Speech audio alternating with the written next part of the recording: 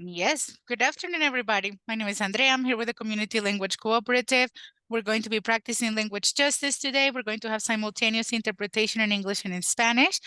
And once we turn on the interpretation, if you're on Zoom, you're going to see a globe at the bottom of your screen or three little dots over where it says more, where you're going to be able to go and select your preferred language. Hola a todos, mi nombre es Andrea, estoy aquí con la Community Language Cooperative. Vamos a practicar la justicia del lenguaje y vamos a tener interpretación simultánea en inglés y en español para que podamos hablar y escuchar en el idioma de nuestro corazón. Una vez que aprendamos la interpretación, por favor vayan al globo que va a aparecer en la parte inferior de su pantalla o a los tres punticos donde dice más y seleccionar su idioma preferido. And host, we can begin interpretation now. Thank you, Andrea. All right, our first item let me call the order of the meeting. I'll call to order our city work session for December 9th, 2024. I am not logged into the meeting yet. Everybody could log in.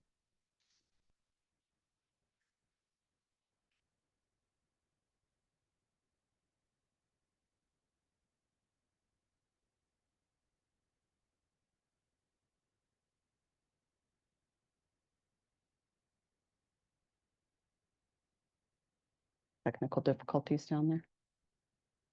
Technical difficulties. Okay.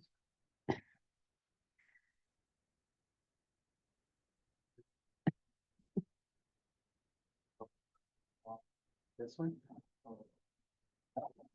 Just make sure that you're on COSCR for your internet.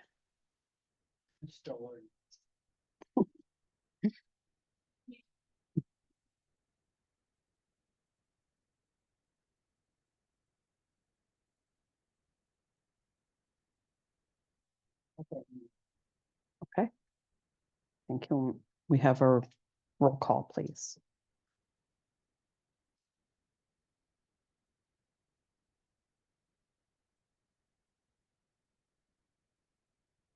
We have all members present except for Councilmember Kelly. So we have a quorum and we can go forward. And the first item tonight we have is the Sheridan Housing Authority. So I will begin the Sheridan Housing Authority at 6:04 p.m. Hello. Can I get this screen with the roll call and stuff? Thanks. So we have all members present for the Housing Authority except for Member Kelly. Perfect. Oh, thank you. The first item tonight is the minutes.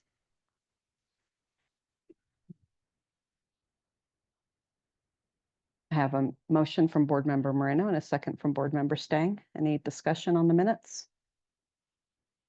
Please cast your votes. The motion is approved unanimously. Next, we have the financial reports. Okay, so I will basically go ahead and I'm going to skip to October because that is the most recent month that we can chat about.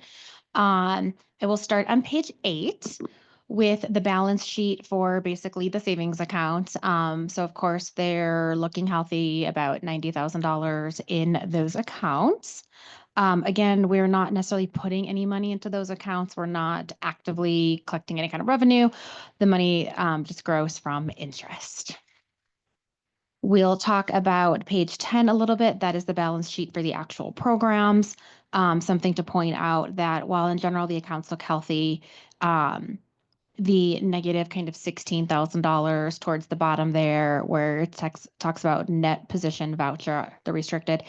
That is, again, the underpayment from HUD. That is the money we don't have yet from them because we didn't overspend. We overspent what they told us we were going to spend for October. As usual, that is fine. We will just get that reimbursed. I believe we've already had that reimbursed because what our financial services manager can do is say, hey, HUD, we've overspent because we overspent in September and we overspent in October. Can we get like a bump in our pay, our half? And they will give it to us. So that's on there. It's just not scary, no big deal. But again, that is why we don't always pay Inglewood for the management of Sheridan as timely. as maybe we'd like to, because we want to have some savings in there, right? And there's about $40,000 in that little piece of the little pot of money that's what we borrow from to make sure we can pay the landlords. No big deal, business as usual. But sometimes negatives look concerning on balance sheets. I'm going to flip to page 12 because this has probably the most interesting financials. And one of the things I want to point out, and it sounds kind of funny, but we're doing really good because we are really doing well with our management of the program. We are under budget, being over budget by about $14,000. So that's good. Mhm. We had anticipated that we were going to be about $50,000 in the hole come the end of the year, and it's looking like we're going to be closer to 35. So that said, we got an email from HUD today, and everybody's talking about it if you're a voucher program administrator, where one of the assistant deputy secretary sent an email and said, 2025, you need to tighten your belts. Both the budgets that are proposed by the House and the Senate anticipate less HAP funding, so less money to pay for the vouchers, and then less administrative fees to pay for the management of the program. So I have never seen an email like that, so I am taking it very seriously. And in Okay. thinking about our budgeting for next year, we are looking at some ways to continue to try to cut our spending so that we don't have to do what one of the things HUD talked about in this email was possibly have to dial back vouchers, like take them back from people who already are housed. That's like very, very last resort. What likely is going to happen is that we'll find some ways to cut some administrative costs, and then we won't issue any new vouchers in 2025. But we've been warned Please. and we've taken it seriously. So just know that coming up, we'll do our best to make sure we don't have to cut vouchers.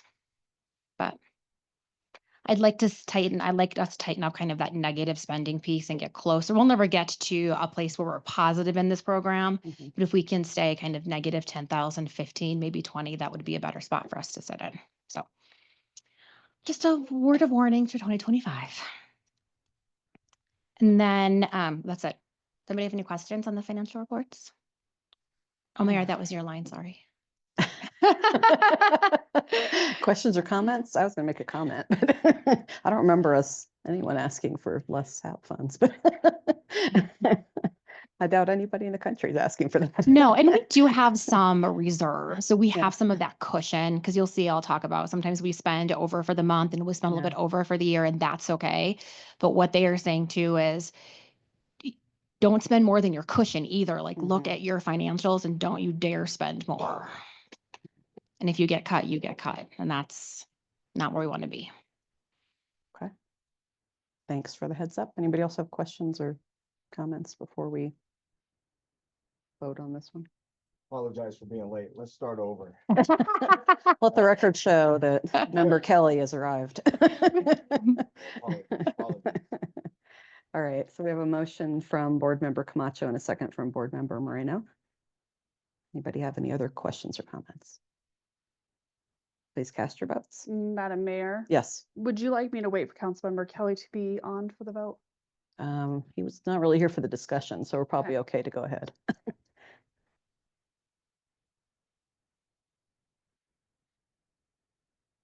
Motion is approved unanimously. It's quick, okay.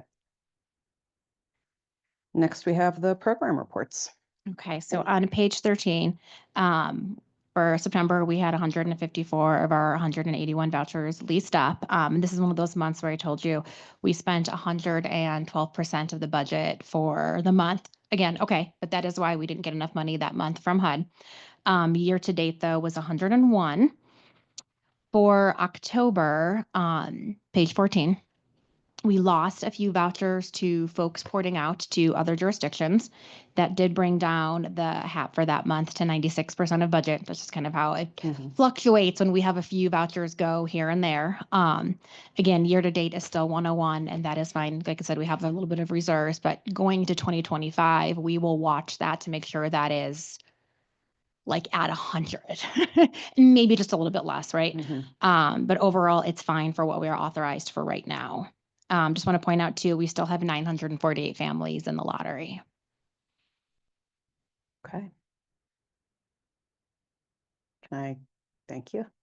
I've got a motion from Board Member Stang, a second from Board Member Moreno. Any discussion on the program reports?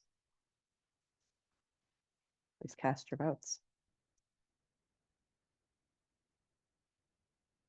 Motion is approved unanimously. Then we have the manager's report. Yes, so on page 15, the manager's report was written before today. But I did point out that, hey, we'll look at our budget at the end of the year and see going into next year if we're going to do some more leasing up. And it looks like we are not going to. One of the things you all approved for me last month or 2 months ago was the program standard or the payment standards, basically how much we'd pay per voucher per person. And one of the pieces of that email from HUD was also like, hey, take a look at your payment standards and make sure you're not going crazy with them. And we already are ahead of the game. Like I mentioned 2 months ago, we didn't really increase our payment standards. We are seeing rents kind of flatten out. So our payment standards are basically the same going into 25 as they were for 24. So that's good for us. We approve something that fits within some of these possible budget constraints. But it just looks like we won't be leasing up anymore in 25 unless we have a huge kind of pull of people leaving. We are having some people come into the program to lease up at Bonsai. Some of us were on the tour for Bonsai last month, beautiful units, actively working to get fully leased up. And I know some of our voucher holders went over there and some folks came in to utilize those new beautiful units. We helped a lot of families with our school district grant these past few months. We helped 6 families, and each family got about $6,000 to $7,000 to either get them caught up in rent or get them into a new unit and get all those fees taken care of and give them 3 months of rent. So that program is going really well. It's just a little disappointing because we haven't heard about the next round of funding. The grant is up March 31st of next year, and DOH has said kind of nothing. So hoping to reach out here in the next few weeks and see. But at this point, 2 years ago, we knew that there was going to be another round of funding. And so we haven't. So I'm hoping to hear soon, but if not, I'm going to reach out. But fingers crossed, because it's a great program to help our families in the school district. It really has no strings attached. As long as they have kids in the district, we can help out. And we can help out families who are undocumented. So it's a really, really nice program. So we're hoping that funding comes through again. Hey, So Lindsay, I'm yes. sorry to interrupt you, Devin. Oh, here. I'm sorry to do that to you, Lindsay. I'm so sorry. Do you know when you might hear about that funding? 2 years ago, we heard about the application, like at this point now. Yeah. I remember I was a little irritated because you had the application due like the day before Christmas. Right. And the school districts already were out on break and we're having conversations. So again, if I don't hear the next few days, I'm going to reach out, but Okay. I'm just surprised to hear nothing. Yeah. Because we have other DOH grants. We have a grant through the ESG program, and we get continuous kind of emails about that funding and what's happening. Yeah. Just nothing, Just, okay. just crickets. All right. Thank you. Yes, we are on track though to spend the entire budget of that grant. So we're excited to at least be utilizing that money well, but hoping for the future. Still working on our application with Chaffa for the development on Oxford. And then, yes, a bunch of us went and looked at Bonsai on the 14th. And I'm hoping some of you get a chance to go take a look at those units. And it's a beautiful property. Really excited about it. And other than that, it's been a quote unquote slow. Nothing going on really. Just busy with the day to day, and that's okay. All right, I have a motion from Member Moreno and a second from Member Kelly. Any discussion on the manager's report? Please cast your votes. That motion is approved unanimously. And we have no unfinished business, and under new business, we have resolution number 7, series 2024, approving the adoption of the utility allowance schedule. So we do this every year. This is for the HCV program. For our folks who are newer, utility allowances are basically a form we used based on averages of use of all different utilities, so electricity, water, sewer, trash, gas, everything, based on someone's unit size and the type of unit. And then, so everybody who's in the voucher program gets a utility allowance based on sort of these average numbers and the size and type of their unit. Normally, as the mayor had pointed out, I attach the new utility schedules to this. They are not out yet. We use DOH's utility schedules. They use a third-party company called Nelrod who does this big analysis, and then we borrow most people do, borrow theirs and utilize that for our program. They have not published them yet. So I don't have the actual figures and numbers, but usually every year they go up by just a few dollars. Mhm. And so, for example, somebody who lives in a 3-bedroom apartment gets a utility allowance kind of per bedroom and per apartment. If you live in a single family home, you get a bit of a different utility allowance because the idea is you use a little bit more because you're not sharing it with the rest of the building. But this is an offset of how much they pay in rent, so that at the end of the day, they're paying between that 30 and 40% towards rent and utilities. So it's a really important piece of the puzzle that we need going into 2025. So I refreshed the DOH page like 5 times a day, hoping that it was going to be ready for you guys today and just ready for our techs to utilize, but it's not ready. That said, the resolution does say that we use DOH's schedule. Mhm. And so as soon as it's published, that is what we'll utilize. And I can bring those back in February just so I can show you what the differences are.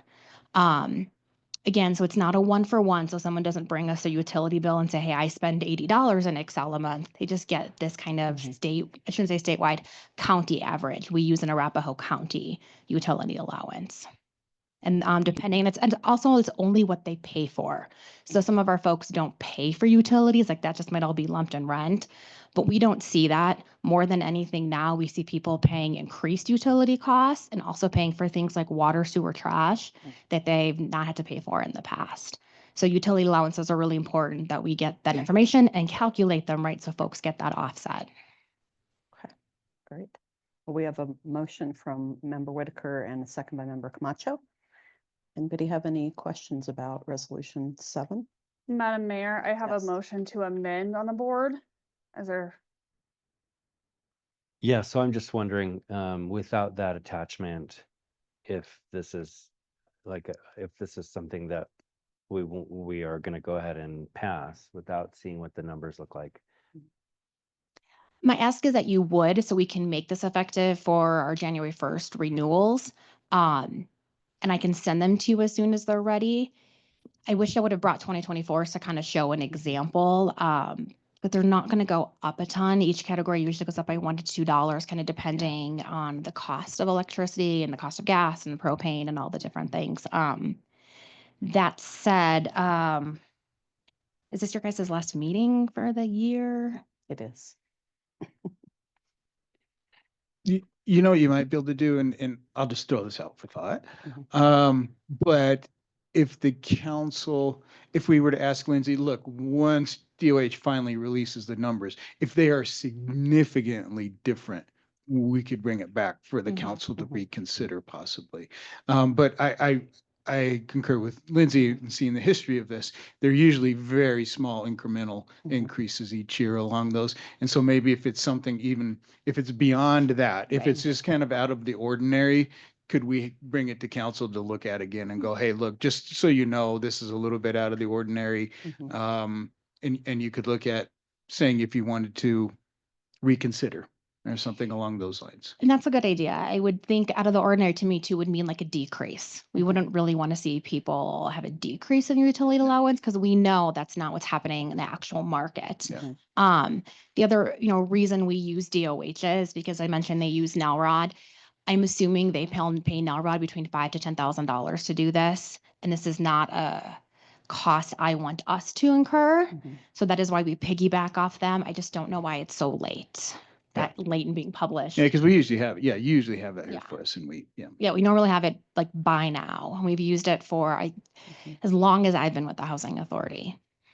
In the resolution, it doesn't mention adopting the DOH numbers in absence of the attachment that was supposed to be here.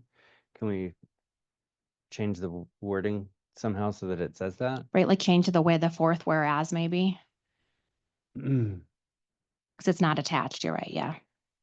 Adopt maybe the published utility allowances. I could go with that. Or like upon publication. Yeah. Yeah. okay, Sorry, I'm out of the word. So we could just change that to published and we'll make note of that. all right, I'm gonna accept the amendments. We're gonna vote on the resolution as amended to add that it's gonna be published. Yes, And then we will vote on the resolution as amended. So we're first voting on the amendment and then we're going to vote on the resolution as amended. Okay, can I ask one quick question? Because this is published and would likely be published in the next week or so, can I send it to Jenna to pass out to you guys so you can take a look at? And I can also resend 24 so you can do a direct comparison of 24 Yeah, to 25. That'd be And great. then I'm assuming if something significant is on there, we could do something via email. Mhm. I don't know. If there's something we have to address, we could have a special meeting, but hopefully there won't be anything that drastic, you know. Yeah, it would have to be something fairly extraordinary, but at Mhm. least then, you know, you've kind of given direction to staff on to take a look at that and bring that back to you, so. Yeah. And DOH is the largest voucher administrator in the state. So if something drastic is going to happen to the utility allowances, maybe that's why they're being delayed. I don't know, but that's going to impact so many voucher holders because they have the most vouchers in the state. Okay. All right, well, I have the motion to amend from Member Whitaker and a second for that from Member Lopez. So we can, anybody have any discussion on that before we vote on it? I think it makes sense to do that amendment. I appreciate you bringing it up. Yes, thank you. Anybody else? Let's have a vote then.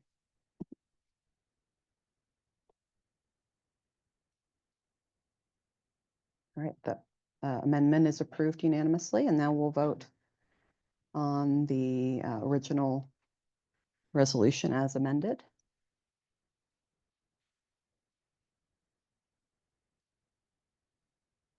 Anybody have Are any you good with comments? keeping the motion and the second on the original? I have a motion by Councilmember Whitaker and then a second Oh. by Councilmember Camacho. Is that all right with you guys?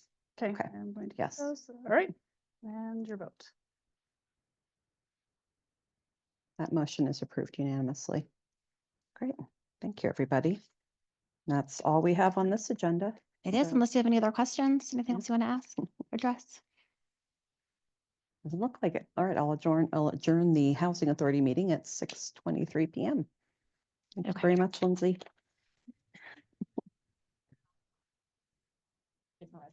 Okay. Thank you. Happy holidays. All right, and we can return to our regular work session. And get to the right agenda. Okay, we have the review of agenda items, so I'll turn that over to City Manager. Thank you, Mayor. And before we go any further, I would like to introduce Wendy Brockman to our city council. Wendy is our new communications and community engagement manager and is going into her second week now, I think, about second and a half-ish, something like that. So welcome to Wendy. Her first Welcome. Sheridan City Council meeting. She comes to us with municipal experience from Aurora, from Arvada, a stint with Adams County, a significant experience with our local media. So brings a lot of that to the table for the city, and we're extremely happy to have her here. Did you want to say anything, Wendy? You can if you want. You don't have to. All right. She's the communications. I'm in person. Come communications. on. Yeah, right. So I briefly met the mayor and I briefly met Commissioner Camacho because I was in the break room microwaving my food. And I came from my knee doctor today and he says I have to do 3 sets of 30 side things. So I was doing those While in you're the break microwaving, room, yeah. of course. And I turned around and Councilmember Camacho, did I say commissioner? I just came from Adams County, sorry. Councilmember Camacho was there and I turned around and screamed and so now I may have to go to the cardiologist. Oh, no. So that was our first introduction, but I'm looking forward to meeting all of you in person. My background is in television originally, my first half of my career as a TV anchor. For those of you who have been in Colorado for a while, you might remember I anchored on Channel 2 with Ernie Bjorkman. And I've also anchored in Tampa, Florida, and in Pittsburgh, Kansas, for those of you who have been to Pittsburgh in the early days of my career. And then I've spent the second half of my career in government communications. Aurora TV has a newscast that I anchored for 10 years. I was the media relations manager for Denver Public Schools, the largest school district in the state. And I came on board 2 weeks after the double shooting at East High School. So had some good practice with crisis communications, unfortunately. And then previously, I was the press secretary for the 5 county commissioners in Adams County. So I'm excited to come somewhere a little smaller where I know everyone's name, and the city manager told me that all of their candidates were qualified, but that they wanted to choose somebody who they knew was going to fit, because that's so important to this team and to a community of this size. And, you know, we all work in a small space, and we clicked, I think. I think we all share a lot of the same values, and I'm learning so much about Sheridan, and I'm a native. I had no idea some of the history.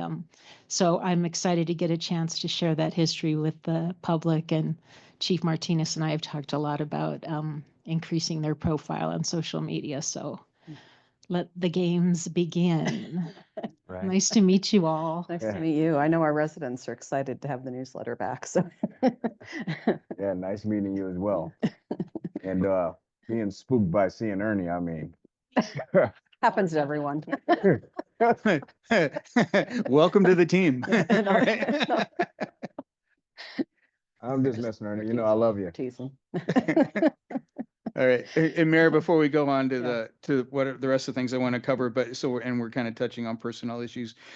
We've also today was the first day for our new Public Works Director, Jeremiah Reichert, and Jeremiah's doing some things. He'd be here tonight, but he has some things that he needed to do this evening, and I didn't need to pile it on his first day here. So you'll get to meet him at your next regular council meeting. But he's been busy getting to know the staff, getting to know the city. So already talking about some strategic planning, some capital needs and maintenance planning and stuff like that. I think you're really going to like him. And he brings a lot of experience to the table. He's most recently been in private practice, doing some engineering and consulting actually around the world. He just got back from Brazil, helping them out with some stuff. He's traveled all over the world, consulting on public works and engineering. His government experience locally, he was the deputy director of Littleton Public Works for quite a while. Did I already go over a lot of this with you guys or not? Okay. You did with me, but I don't know if the rest of maybe, the okay. council has heard it. He's done stints. Gosh, I'm going to forget them all, but he was with Colorado Springs. He was with Golden, like I said, Littleton, Adams County, all in a public works capacity, either in senior project manager positions or above. So Jeremiah brings a lot of experience, and he's really excited, kind of like Wendy was talking about, kind of excited to work for a smaller municipality and a smaller team and not have to deal with a lot of the bureaucratic stuff that some of the larger governments have to deal with. So we're excited. He's excited, and we're excited to have Jeremy on board as well. So Awesome. you get to meet him soon. All right, let's shift over to agendas. And if you pull up your regular city council packet, I want to walk through, since we have a number of items on here, I want to walk through some of them and point some things out and then see if we have any questions. So let me get to where I have the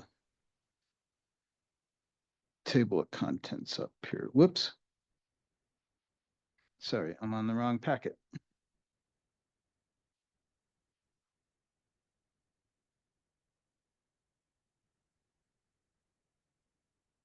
Okay. If in your packet, let's skip ahead to page 58. We want to start talking about natural medicine regulations. As council will recall, we've been working on this here for a little while, and wanted to point out that really the only changes that we've made to the ordinance that the council has considered in your first reading of the measure is to add, why don't we pull up the memo? It's on page 60. pull up the memo to city council on page 60. And so this is from the city attorney's office. And really the one section that's new is section 56-733. This has to do with the hours of operation for the natural medicine services. This came after the discussion that you had during first reading and the desire to be able to put forward some operating hours.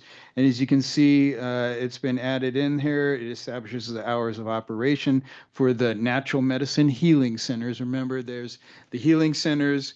There's also production centers, right, and manufacturing centers, those types of things. So this doesn't necessarily, or I guess it does apply to them as well.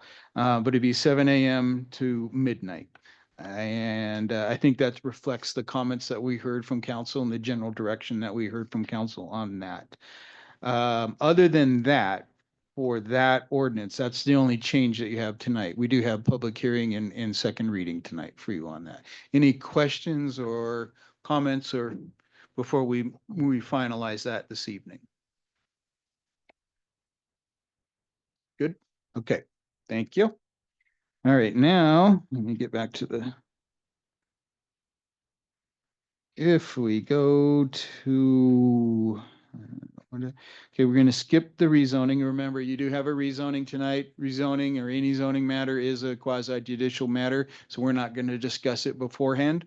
We'll have the opportunity to discuss it at when we get to that item tonight. And if you have any questions with regard to, process, proper procedure as far as quasi judicial, please ask myself, ask city attorney. We'll make sure that we get through the process in the correct manner this evening.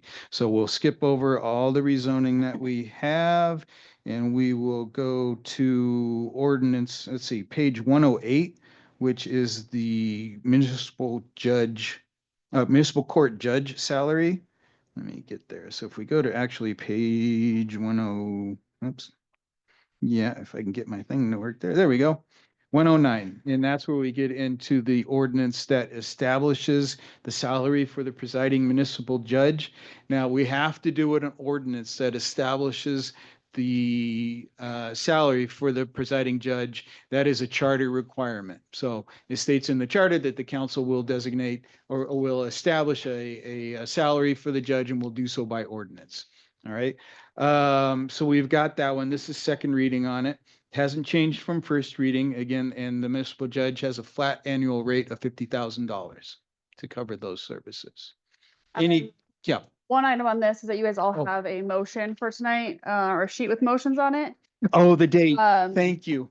So similar to what we did in the housing authority, we'll make the motion in the second on ordinance 9/2024. We will need a council member to amend or make a motion to amend to change the date. The date should be December 31st, 2026 for the 2-year contract.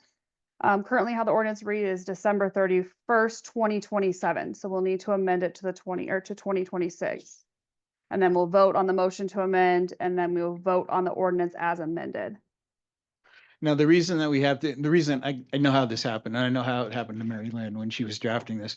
So the charter also requires that we execute a 2-year agreement or make the appointment for 2 years. So we went on there effective 2025. Well, what's 2 years? 2027. No, wait, and so that's how the little date snafu happened. So our apologies that we didn't catch that earlier. But that's why the appointment, the ordinance and the service agreement that we'll talk over here in just a minute are all for 2 years because of that requirement that's in our charter. For I'm that. sorry, I didn't catch it either, but I didn't have both together until this packet. Yeah. And so then when I saw the other one said 2026, I was like, wait a minute. Well, it's one of those brain things. You're going 25, 2 years, 27. Okay. So when you're changing numbers in a draft document, you just do it and you don't realize, oh, I just added a whole nother year to that. So yeah. Okay. Any questions for council on that, on either the ordinance itself or the amendment that we need to make this evening? Good. Okay. Can we back up just a little bit Absolutely. to the natural medicine Yeah. zoning map on page 62? Oh, yeah. I'm glad you brought that. I meant to point that out. I'm sorry. On page 62, right? Correct. Okay, It appears as though all of the areas marked in light purple, zone 1, natural medicine healing centers, those are mostly out of the geographical zone that was outlined in the ordinance itself, wasn't it? It was Platte River. I don't recall it going all the way to Federal Boulevard, or all the way north of I 285. think you're thinking of just the boundaries for the industrial type uses. Because that's what has been in the ordinance, is that the processing and growing and processing would have to be in the South Santa Fe Business Park, but the other healing centers could be as shown here. right. That was my understanding, and that was kind of, I think, the direction that we got from Planning and Zoning Commission and from council as well on that. So all of the areas that are located in, or that are indicated in the light purple Mhm. are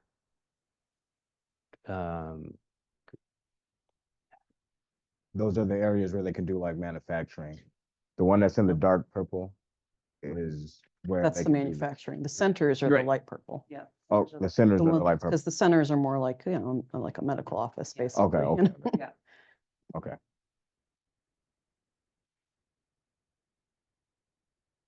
Does that make sense, Jay? yeah, I mean, I think I'd need to maybe pull up what I have that explains where all these would be. We agreed to do the natural healing centers in COM That's right. It's on page Industrial, IND. 66. It says COM C, business, light industrial, and industrial. So COM C is Mhm. what most of that light purple is going to be. So commercial business zoning.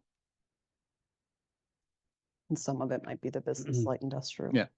So what this mainly reflects also as well is keeping all of them out of the residential zoning designations. So, and then keeping the manufacturing and what was the other one? Industrial. Cultivation and testing in the heavier And industrial business, light zonings. industrial. Correct. Very similar to what we have with marijuana.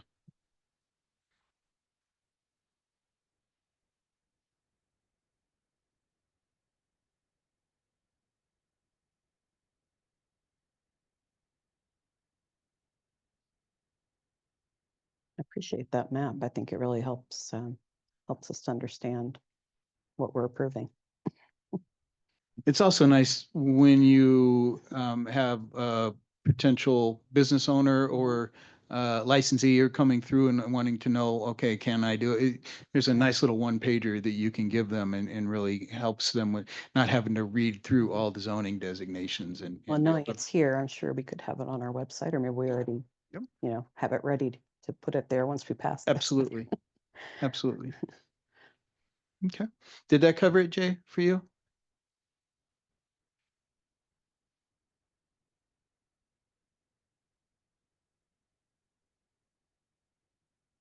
Yeah, I mean, it's good to see it on an actual map. If I had seen that at the last meeting, I might have voted differently. Well, you'll have the opportunity tonight to share your opinion on it and vote on it. So Okay. we can do that in our hearing. Let me get us back to, sorry. Page down here. Okay, so we did the judge's salary, the ordinance for that. We have the, what I'd really like to cover and spend most of the time on is the service agreement. So if we go to page 112.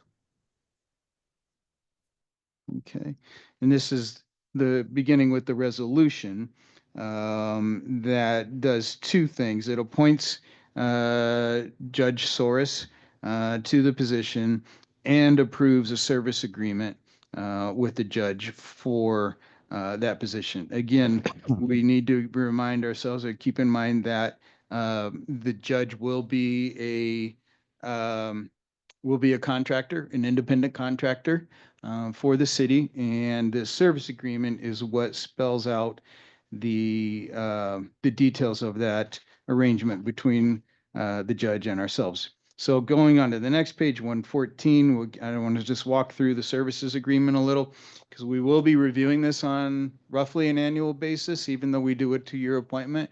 We'll have the opportunity to look at this on an annual basis. So the term, if you go down to the first, after the recitals, the first area is a term. It reflects a 2-year term. Again, that is in accordance with the charter for the city. Compensation, you'll see, is reflected at $50,000 and a flat amount paid for that. It will be paid out monthly, though, so you can see that. Other covenants, and this is where we kind of go into a little bit more detail as far as the scope of work that the judge will be performing.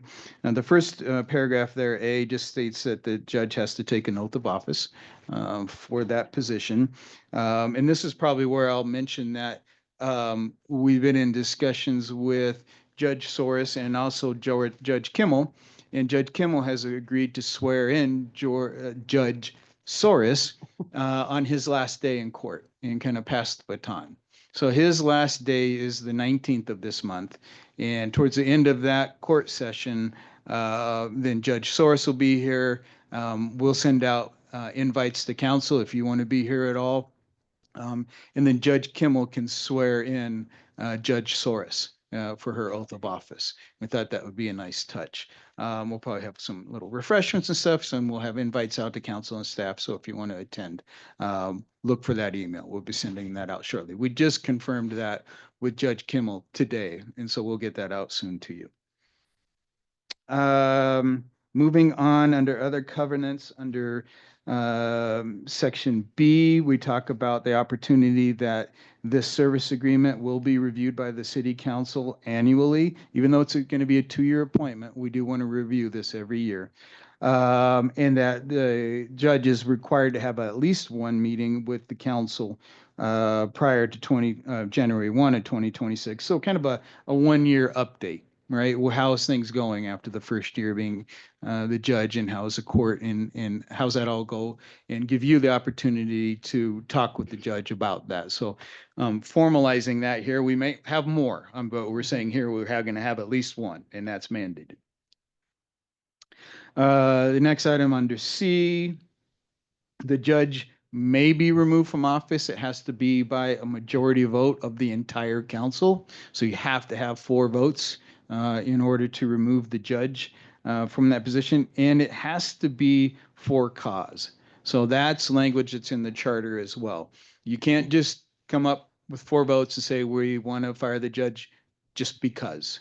It's not an at-will type of appointment, whereas most of our other employees are at will. I'm at will with you guys, that kind of stuff. But the language, there's specific language in our charter that says it has to be for cause. And then we go on that section, kind of talk about what are those things. And then you find a lot of those types of what can you dismiss a judge for cause in the state statutes. So a lot of that is in there, the Colorado Code for Judicial Conduct. It's outlined in there and provides a good basis for what can you do, what are the bases for dismissal. Okay, so that we just get that in there by reference. The last item that we really, or section that we talk about, we talk a little bit more here of scope of work under item D. So we put some good language in there. I like it anyway. Judge Soros will demonstrate impeccable character, integrity, reputation, judgment, experience, and efficiency. Also, will be responsible for the following judicial functions. 1, ensure the presence of a municipal judge at all court cases by either presiding over such cases personally or by arranging for relief or associate judges. And that's what our current judge does. If Judge Kimmel can't make it, he makes arrangements for a substitute judge and things like that to make sure that the court is covered.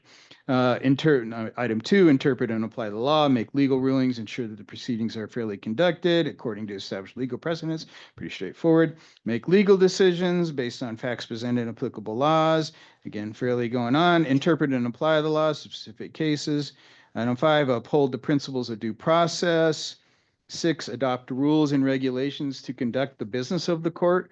7, appoint referees or administrative hearing officers. 8, acting through the court administrator, so then working with Kathy, oversee supervise the court personnel that work with the judge. And there's quite a few that we have here that help out with getting the court running smoothly. So she has a role in overseeing them as well. And then item 9 is prepare a budget. The budget will go through my office as city manager. So I'll work with the judge on doing that and making sure that she has a budget that works for her court as well. Those are the major parts of that service agreement. Does council have any questions, comments, concerns with the service agreement? I think that's great. And I appreciate staff putting it together since this is a brand new thing for us to have everything spelled out like this for our judge, you know, what their responsibilities are. So thank you for putting that all together. Sure, not a problem.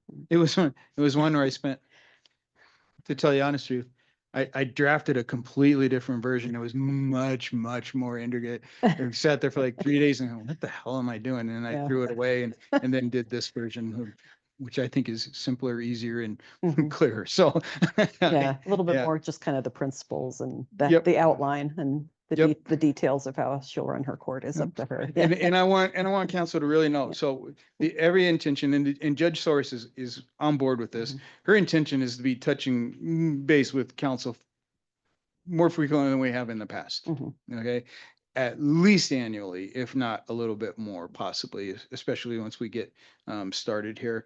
So even though it is a 2-year term, a 2-year appointment, we're going to have opportunities to look at this. We could amend this after a year, you know, if there's things we need to do. So it's going to be a learning experience, I think, for us. There's going to be major changes involved. And just because we're doing the service agreement doesn't mean these things are written in stone. We'll be able to change them if we need to, Mhm. and you know, kind of evolve as we see how it is with the new judge. So, Yeah, and I think, you know, for council to think about, you know, we can change what that review process looks like. You know, we can Yep. ask for whatever we'd like to see from the judge, you know, every year to evaluate how she's doing. You know, we don't have to stick with what we've done in the past, which was, you know, Judge Chinwell just kind of came in and gave us a real brief overview of what he'd been doing for the year, you know. So you could have more input from the judge, you could have more formal feedback from us like we do for other staff members that we review. So just kind of consider that over the next year before we might get to that point with her. Yeah.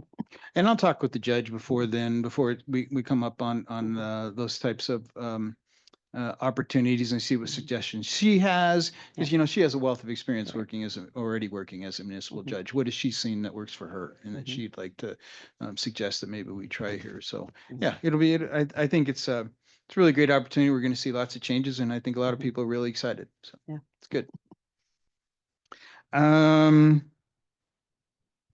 Let's see, moving on from judge issues.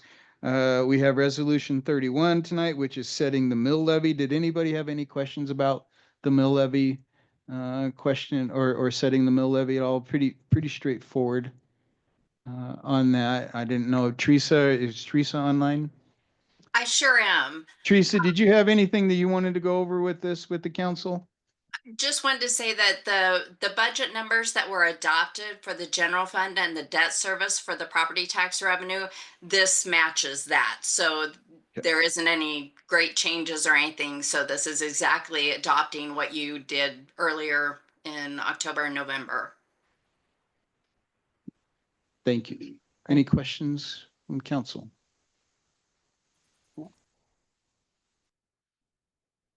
Okay. If not, then moving on to the next item, which is our IGA with Arapahoe County for dispatch services.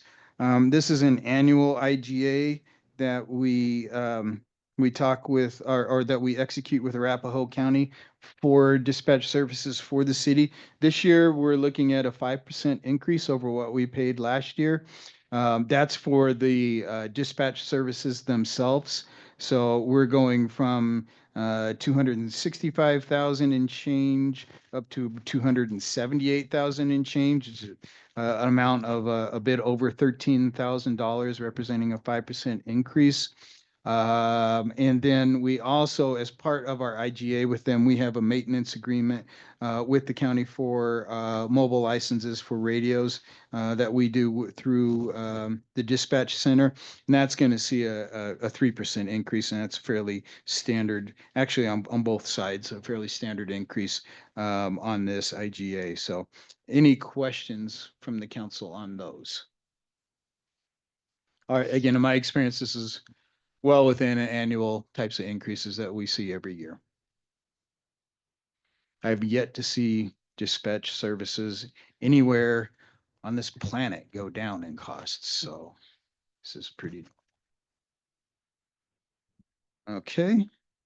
I think this is the last item. Two more. Oh, no, we got the homelessness coordinator IGA.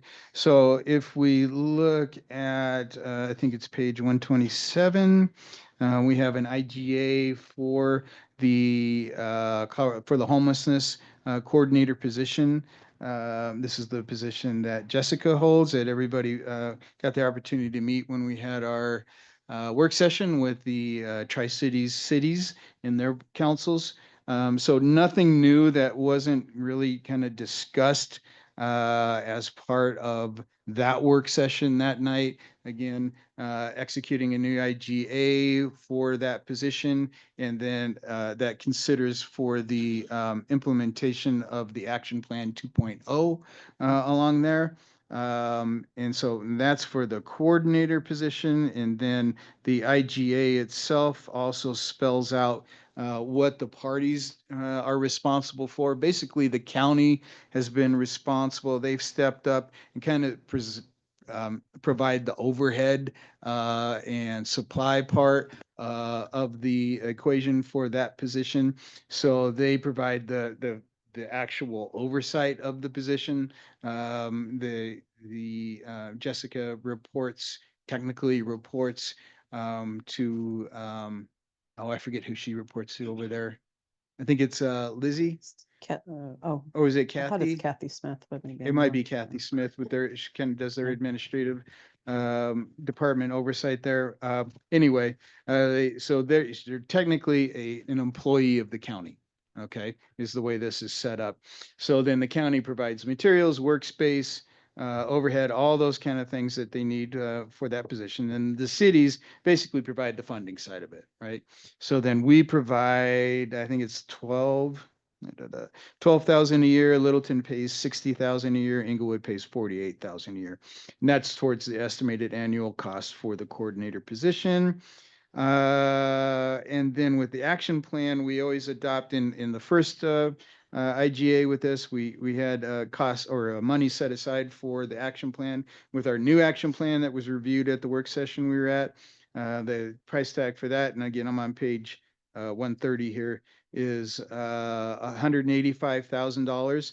And then you have the breakdown of each of those aspects of that action plan 2.0. We'll point out that the second one on there, pilot a safe parking program, that $25,000 in there, that's already been paid by the county. So the split that it comes out to, let me get my thing to turn the page here, is that the city of Sheridan will be providing $18,500 towards that. Littleton is providing a little over 92,000, and Inglewood around 74,000. And then the nice thing I'm on page 131 now in item C there. The Littleton Council has added an additional $62,500 towards implementation of the action plan. They have some ARPA funds that they need to fully expend by the end of this year. I shouldn't say expend, but they have to at least appropriate them. So this document will help them appropriate those monies, and that will check the requirement for them to have at least appropriated all of their ARPA money by the end of this year, because all that ARPA money that went out through the pandemic and all that is coming up the end of this year. You have to have it expended or appropriated. So they, in order for them to do what they want to do, this document will help them do that as well. And then so item C on there, we talk about the Tri-Cities and the county. We all work together on hiring the position and making sure that we do performance evaluations for that coordinator position. The IGA goes on to describe the type of reporting. So we have some monthly reports, some annual reports that are due.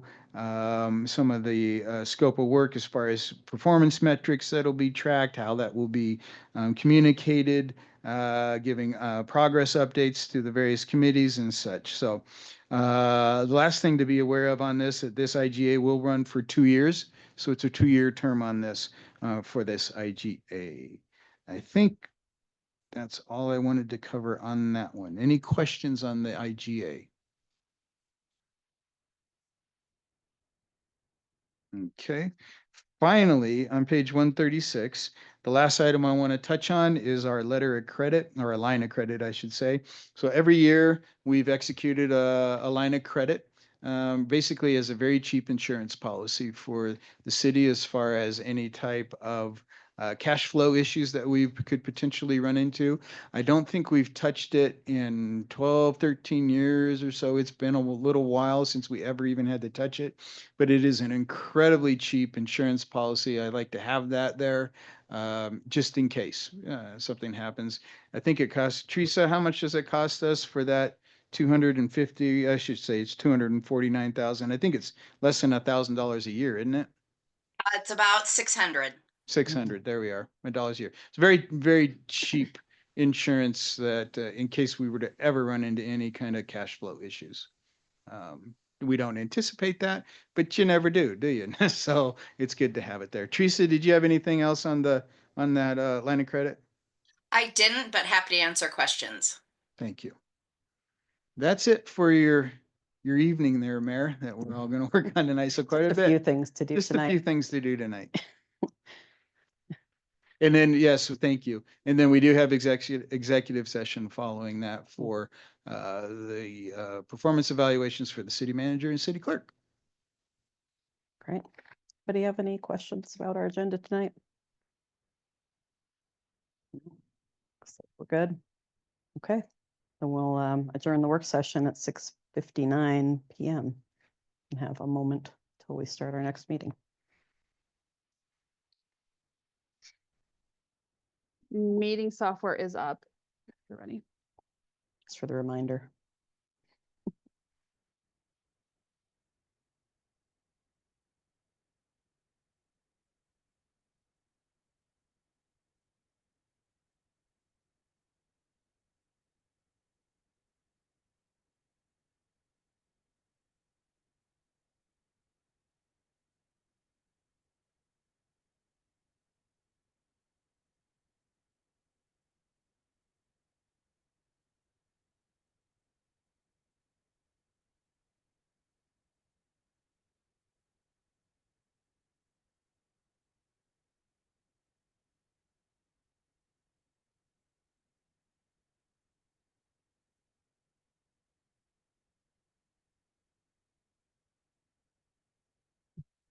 Welcome, everybody who's here tonight. Can we get another introduction from our interpreter? Yes. Hi, everybody. I'm Andrea with the Community Language Cooperative. We're going to be practicing language justice today. We're going to have simultaneous interpretation in English and in Spanish. And once we turn on the interpretation, if you're on Zoom, you're going to go to the bottom of your screen and click the globe that is going to show up and select your preferred language. If you don't see the globe, go to the 3 little dots or where it says more and find the interpretation function. Hola a todos, mi nombre es Andrea, estoy aquí con la Community Language Cooperative. Vamos a practicar la justicia del lenguaje el día de hoy y tendremos interpretación simultánea en inglés y en español para que podamos comunicarnos en el idioma de nuestro corazón. Una vez que aprendamos la interpretación, vayan al globo que va a aparecer en la parte inferior de su pantalla y seleccionen su idioma. Si no ven el globo, vayan a los 3 punticos donde dice más y encuentren la función de interpretación. Thank you, and we can start interpretation now. Here, Andrea. I'll call to order this regular meeting of the Sheridan City Council for December 9th, 2024. The time is 7:01 p.m. Can we have roll call, please?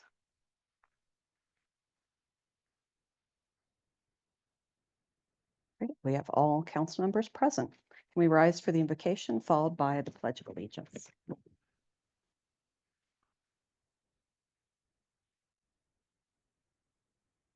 Our Father, as we begin this meeting, we start by asking for humility.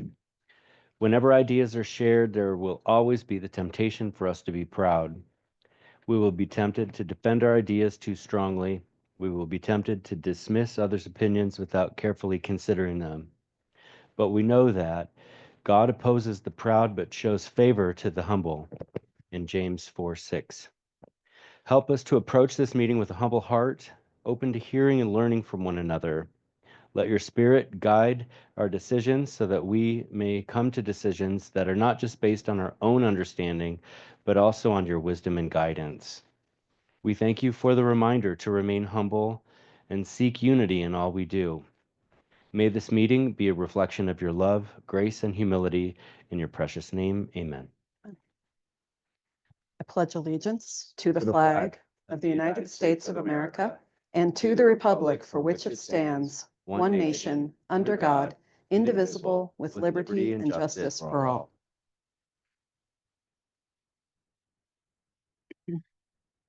We have any changes on our agenda? No changes to the agenda, Madam Mayor. Thank you.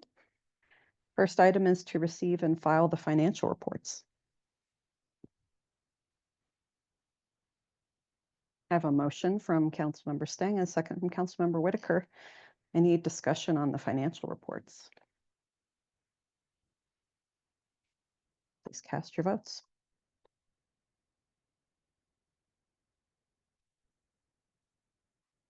That motion is approved unanimously. Next, we have staff reports. City Clerk. Yes, thank you, Madam Mayor. So all of you should have a copy of the Arapahoe votes. Just some kind of fun information. Some kind of notable takeaways that I found was that county turnout was 77.3% compared to Sheridan's turnout of 66.9%. So my goal for next year is hopefully to increase this, get out there and really push voting for next year. So we did have 2,494 votes in Sheridan. Also an interesting fact that I found, it was almost 50-50 split on male and female voters, which I thought was really neat. And then for the city of Sheridan, we had 2,274 mailed in ballots and then 220 in-person voters. And then you'll see there's a breakdown. So there's a county page, Sheridan, city of Sheridan, and then there's the breakdown by each ward. So it's kind of ironic. The precincts don't match up with Ward 1 being like 101 or Yeah. so there, I did label them for you as Ward 2 is 101 and Ward 1 is 102. So, but just to give you some kind of insider information on this past election. Cool, thank you. Yes. And happy to answer any questions. Anybody have any questions? It's like, thank you again for going through all that effort to have our own voting center here at City Hall. It was lots of fun. I'm excited to do it again and continue to build. Okay, City Attorney, anything for tonight? Nothing to report, Mayor and Council. It's good to be here as always, though. Thank you for being here. City Manager. Thank you, Mayor. Just a couple items. Let's see.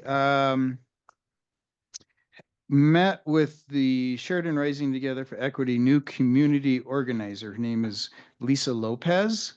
And Wendy and I met with her, and we'll be establishing more of a regular standing meeting with Lisa so that we're keeping abreast of what Sheridan Rising is working on, and we can keep them abreast of what the city's going on. So that was great that we've got that position or that Sheridan Rising has that position filled again. I think that's going to be very valuable. Teriyaki Madness is open. If you need a teriyaki bowl, it's good. I went and had one last week. It was really good. So go down and check out Teriyaki Madness. While you're down there, I guess if you're there on a weekend, there's a pop-up Christmas bazaar in the cons space. Mhm. I think it's just on weekends. I'd have to look again, but I'm pretty sure it's just on weekends. So I'm trying to keep my wife away from that place. I wanted to say thanks to the council for turning out for our holiday party, and the staff, and Jenna and all her efforts, and the staff, everybody really worked towards making that a very enjoyable evening. So thanks for letting us do that, for supporting that in the budget and all those things. So really appreciate that. I think that's all I got now, Mayor. I'm happy to answer any questions. And I'll just pile on with the thanks for everybody who worked on the party, especially Jenna. She got a really nice round of applause there, so I'm sure everybody appreciates your work. My daughter came away with a fuzzy blanket, so Yeah, she's happy. pretty I still well, have my pretty much fuzzy the year blanket was from- made right from there. last year, so Yeah. I'm still enjoying it. Okay. Chief, do we have you online? Hi, Mary. Yes, I am online. I don't have anything to add. Sorry I wasn't there tonight. I have a bad case of the crud and didn't want to take a chance of Okay. getting anyone else sick, but I'm here if you have any questions. Okay, well, I appreciate you being online and hope you feel better. Thank you. All right. Does anybody have any questions for staff before we move on? All right, then we'll go to the minutes of the regular city council meeting of November 18th, 2024. I have a motion from Councilmember Kelly and a second from Councilmember Moreno. Any questions or discussion on the minutes? Please cast your votes. Motion is approved unanimously. Next, we have the consent agenda, approval of disbursements. Authorized disbursements that have been or will be made from November 1st, 2024 to November 15th, 2024 in the amount of $374,470.02, and authorized disbursements that have been or will be made from November 16th, 2024 to November 30th, 2024 in the amount of $702,374.19 per the referenced and attached transfer of funds. I have a motion from Councilmember Camacho and a second by Councilmember Moreno. Any questions on the consent agenda? Okay, please cast your votes. Motion is approved unanimously. Next tonight, we have a public hearing, regulation of natural medicine businesses.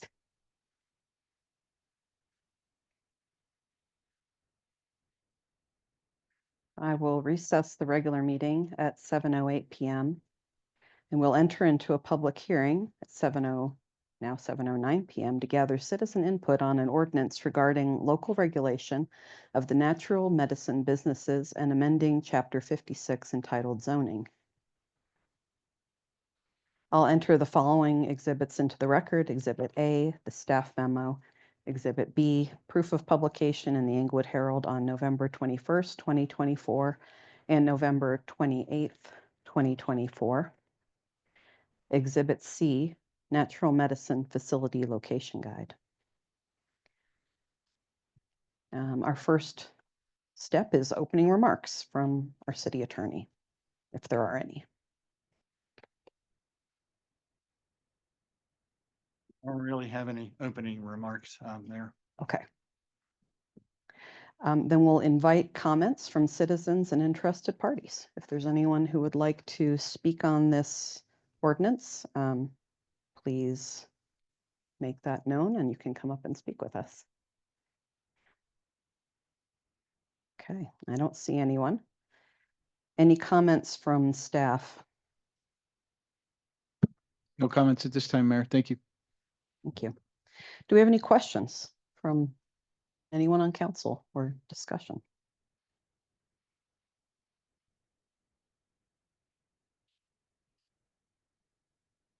Just want to remind council, this is your opportunity to speak about this ordinance. So if you have anything you want to say, now is the time. Okay, then we'll close the public hearing at 7:10 p.m.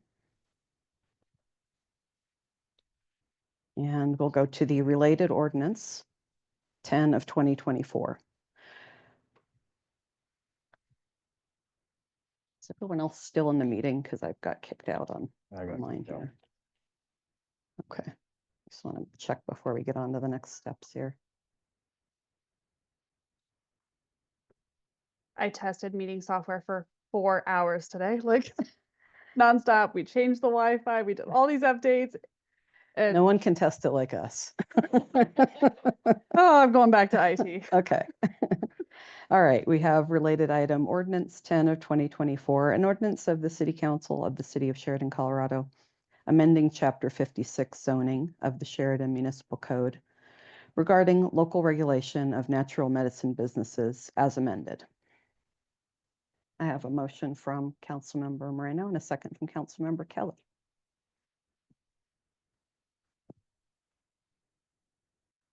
Please cast your votes.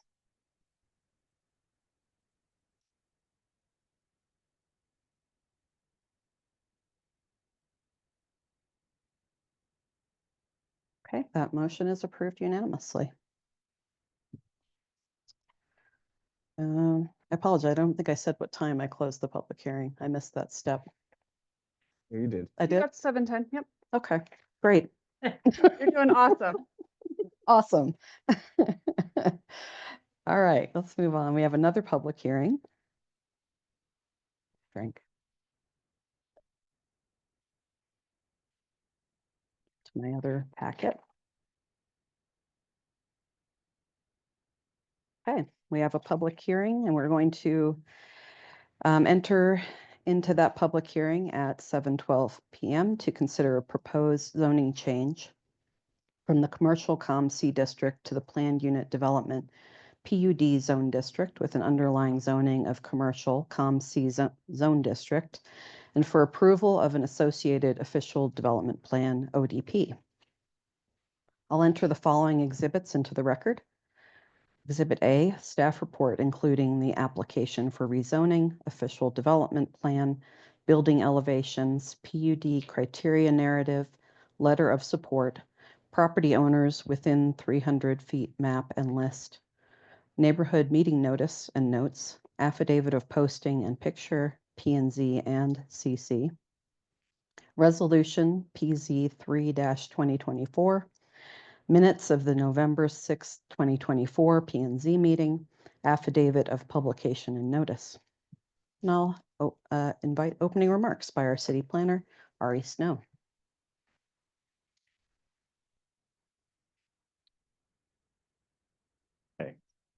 Good evening, Mayor and Council. Thanks for having me this evening.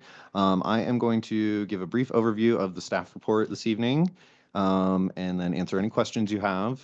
So we are on page 73 of the packet for anyone following online. So yeah, we're here to discuss the PUD rezoning for 4030 South Federal Boulevard and the associated official development plan.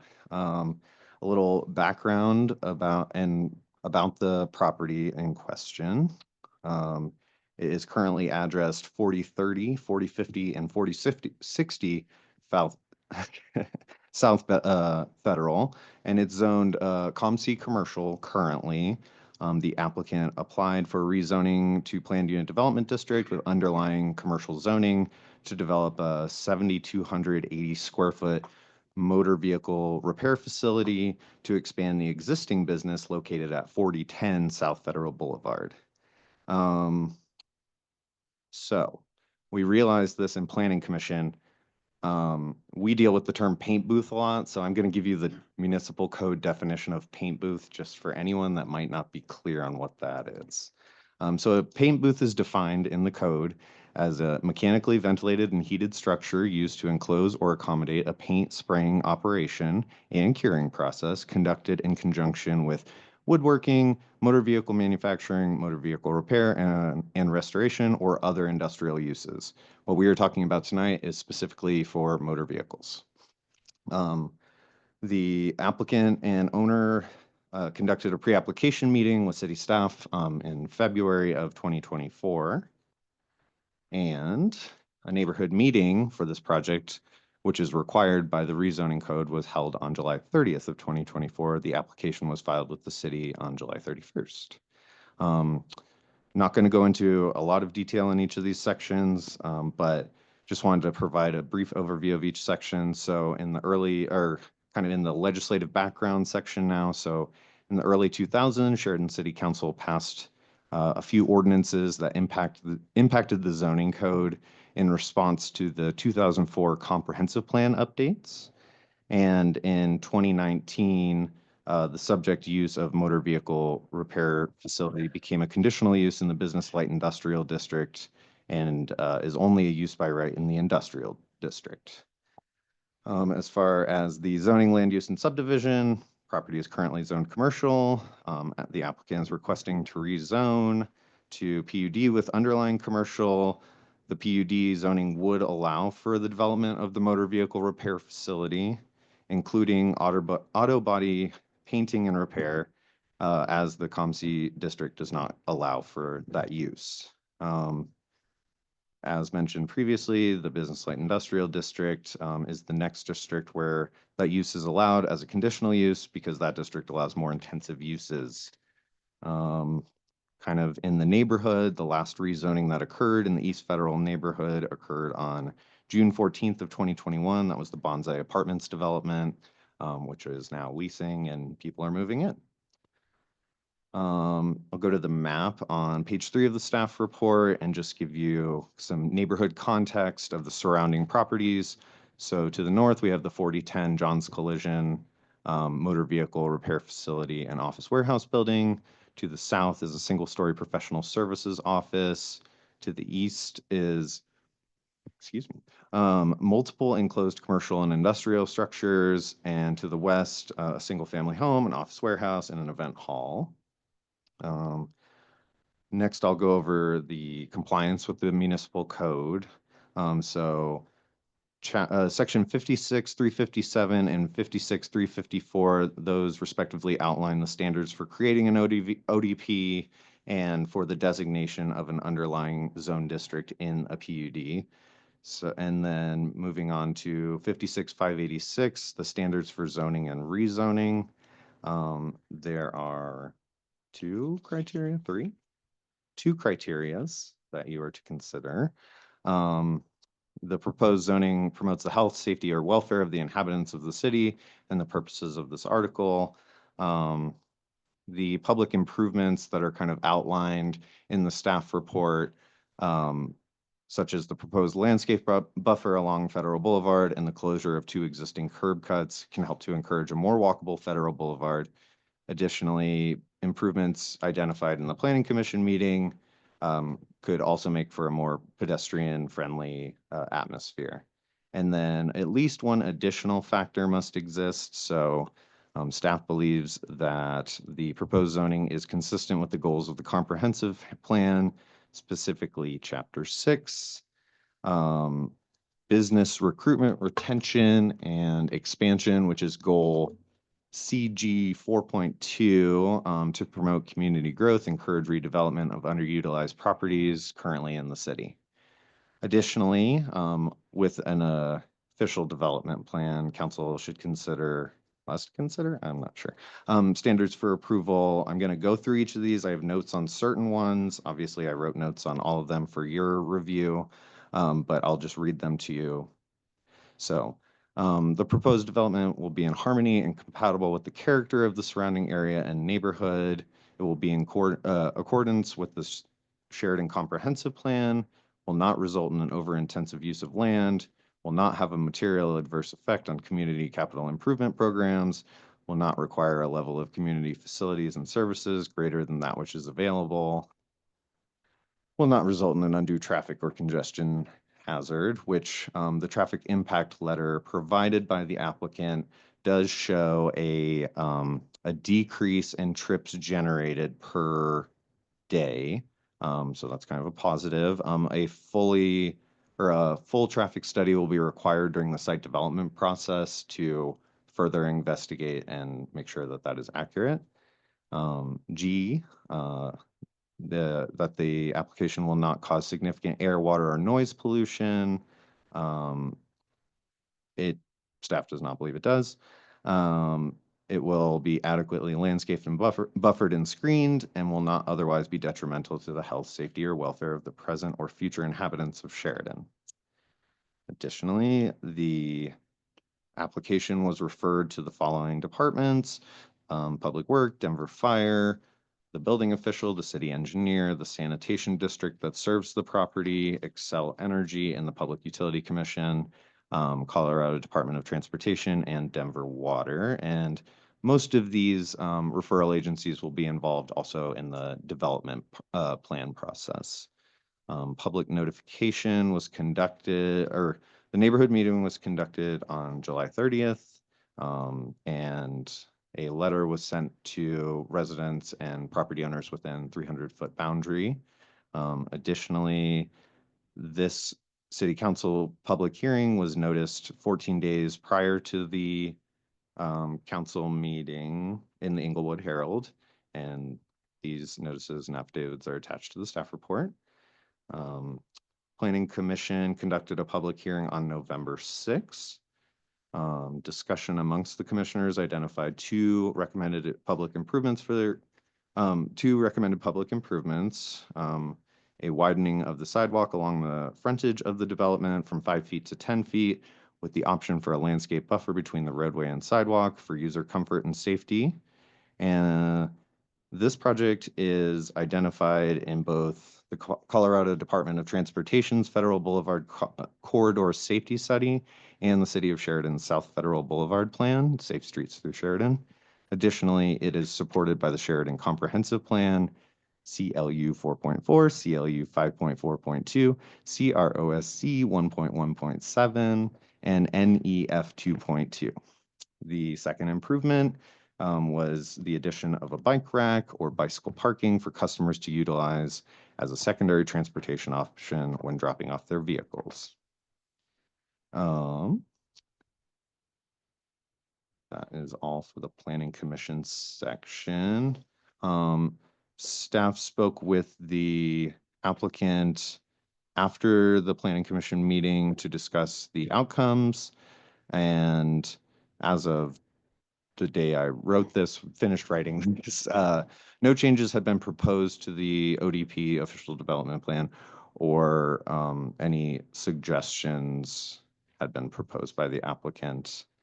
I'm not going to read the full intent of the PUD district, but just wanted to outline that the PUD can be used to provide for development concepts not otherwise permitted within standard districts. And yeah, given the legislative intent of past Sheridan City Council, we do not have a recommendation for you tonight. We hope that this staff report can help assist in the deliberation you have, and I am here to answer any and all questions that I can for you. And that's the end of my presentation. Thank you. I think that the applicant has to go. Yeah, we will have time for questions from us in a little bit here. All right, we'll invite remarks from our applicant. Please come up to the podium. Oh, state your name and address for the record. That was a good start. Smeet Patel with Cambay Inc., representing John Whitmarsh of John's Collision Center. Anything else? Address. Yes, we're representing the combined lots, which is now 4040 South Federal Boulevard. The combined lots are 4030, 4050, and 4060. And I believe I have a presentation that should show up. Okay.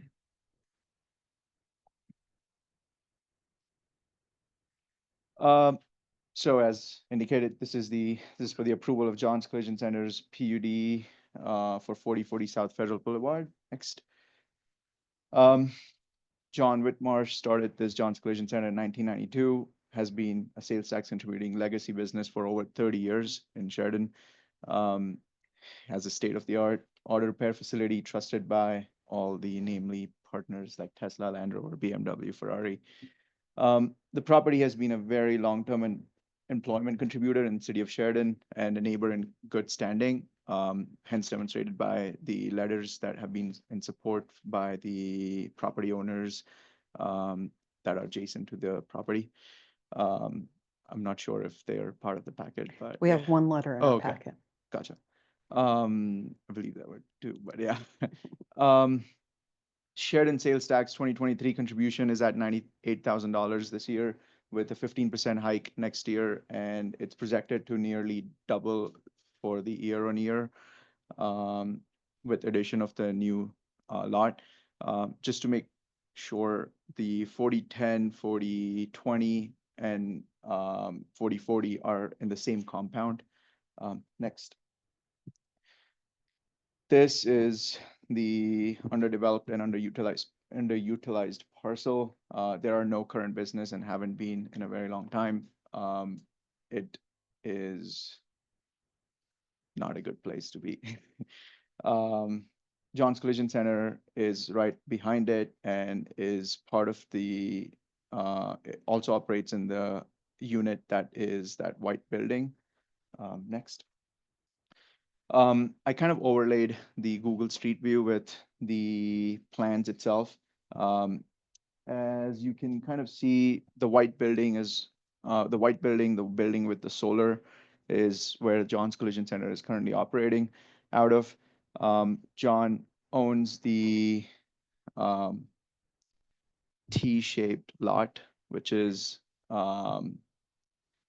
characteristically and logistically very odd, and is sort of the reason it has been underdeveloped for as long as it can we know of.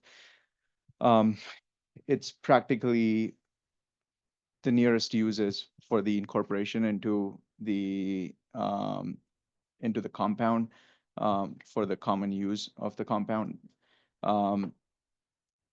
We're going to be at the end of the 18 months in planning, and this is sort of a if this was an approval since beginning, there could have been tax revenue generating business right now.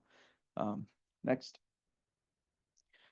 This is the proposed new development, which will be generating taxes, and sales taxes for the city of Sheridan. We tried to make it into a building that looks like an office.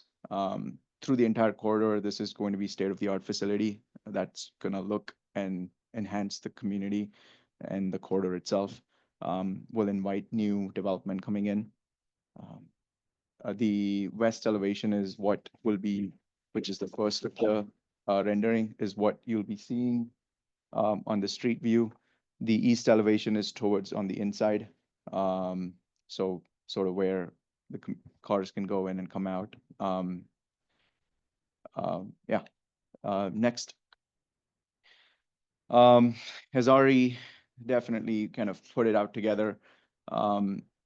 We went through the City of Sheridan's comprehensive plan and identified all of the necessary areas where we're actually contributing.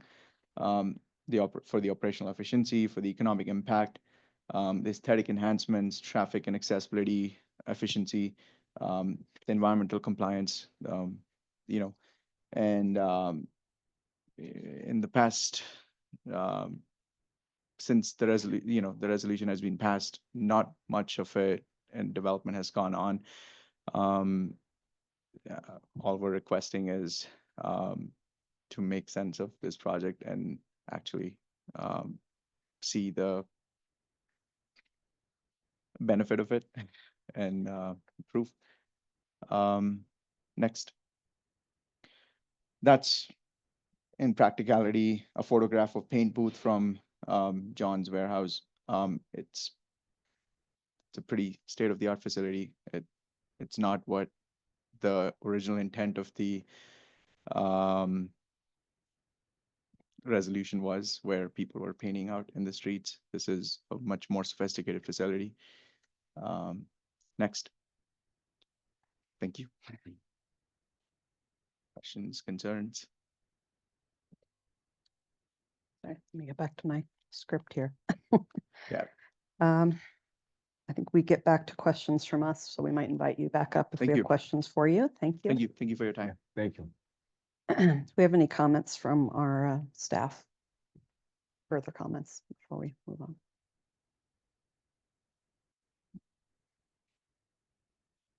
Yeah, just brief breakdown of the timeline in this project so far. So I've got a pre-application meeting starting on February 29th of this year and formal application filed July 31st.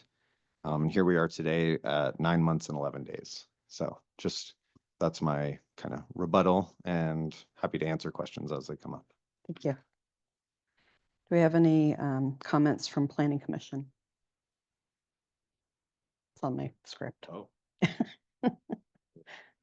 And we have their documents here, so we know what action they took. No? Oh, Okay. no. Any comments from our attorneys? Not at this time, Mayor. Okay, thank you. I'll invite comments from citizens and interested parties. Please come to the podium, state your name and address for the record. Dallas Hall, 4185 Southdale Court. Mayor, council, good to see you again. I'm coming to you to speak in favor of this zoning issue, and I think it'll be a real plus for the city to have this in building to expand the business. It's quality business. It already has proven that, and to expand it and make a bigger place only brings money for the city. It brings jobs for other people. And I think it's a win-win all the way around. Paint booths these days are not like they used to be. They're quality stuff that they're doing there. They're working on high-end cars that require, the top-notch tools to do it. So once again, I'm in favor of it. I hope you would agree with me. Thank you very much. Thank you. Anyone else who'd like to speak on this, please come up to the podium, state your name and address for the record. Hi, City Council. Hi, Mayor. I'm Natasha Kermer. I'm part of the Planning Commission, but I'm representing my personal opinions here today. So I just wanted to speak out against the project. I think it was a very fine proposal, but as someone that lives just a couple blocks that way, I live right off of South Federal.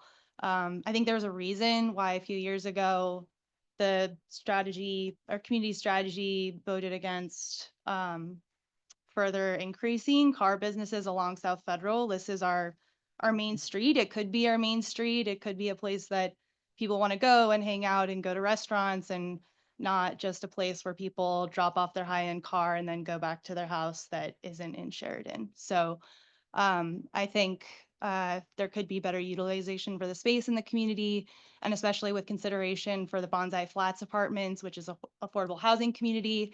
I'm not sure many of those folks are dropping off their Land Rovers down the street. So thinking about the needs of the community of Sheridan now and some of our new neighbors that will be moving in very soon. So thank you for considering my thoughts. Thank you. Anyone else who'd like to speak on this issue? Okay, then we have question time for council. Questions that you might have. I do. Can you smell that paint booth and everything from there? Can And how many you come cars to are the you got? podium? Sorry. Just want to make sure everybody online can hear you. And Sorry about that. like her, I live on the other side. Gotcha. And I never did get informed that you guys were doing this That's on up to them. the other side of Purpose of the Federal. hearing. I didn't notice As there was. a far photo. I know, there's a radius that city kind of looks through, and anyone in the radius gets Now, informed. are you guys gonna have cars parked on the Federal side? No. So everything's gonna be on the back side? So, correct. Could we pull up the? So this doesn't increase the capacity of the cars, really. It, in fact, reduces the lock time that's actually currently right there. As you can see, the building is more close to the buffer zone. Mhm. So there's not parking up in the front. Now, are they gonna work on Saturdays and Sundays? They don't work on Saturdays and Sundays. Because once in a while, I do hear them working over there. From where I live, I can hear them revving up their engines and on Saturdays. John, do your guys work on? I just hear it from that side, because I live. Sorry, can we get that restated maybe? Sorry, John Whitmarsh is the owner of John's Collision Center.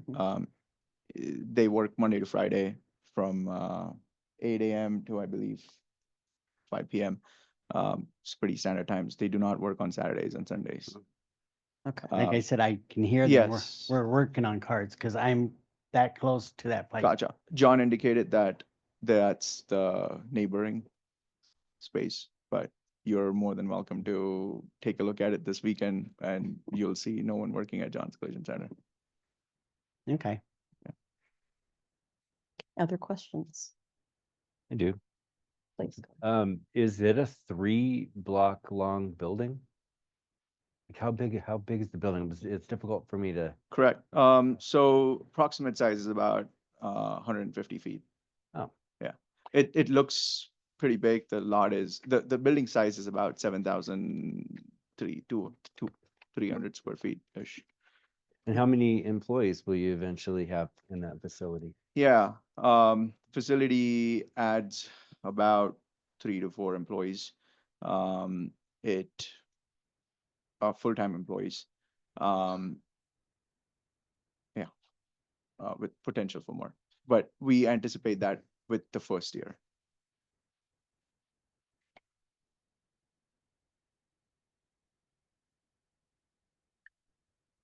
What kind of cars are gonna be working on? What kind What of, kind of cars and everything? could you abbreviate, like what kind of cars as in? Just, you're gonna be a shop. What kind of cars are gonna come in there? Oh, John mostly services Land Rovers. Yeah, mostly Land Rovers.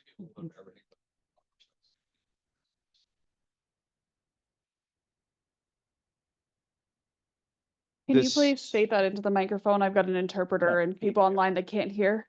Thank come- you. Yeah, if you wouldn't mind, thank you.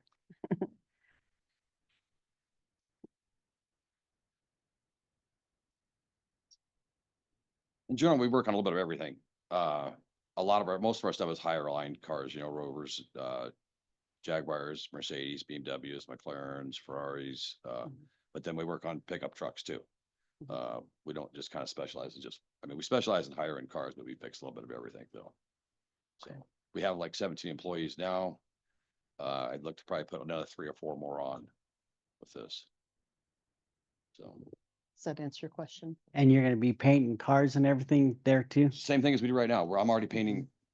Okay. We're doing the same thing. It just moving the paint shop out of that back building up to the front building, make that strictly just doing paint work. Oh, so you're moving it closer to the federal side? Correct. Oh. And you're gonna have kind of HVACs and everything to make sure nobody over on that side can smell the paint and everything? So let me kind of explain you more. So right now, the shop is pretty congested. It doesn't make sense to kind of have a paint booth inside the shop. The new facility is where we're planning to have some office space, but at the same time, we're planning to put 2 paint booths in there, which one of them is already coming from the main shop. The paint booths are enclosed spaces. They have to meet the EPA standards and the local environmental standards. They have their own HEPA filtration systems and So is it gonna be pointed upwards or to the side? up. Okay. And I've seen paint booths, so I've seen where they pointed to the side.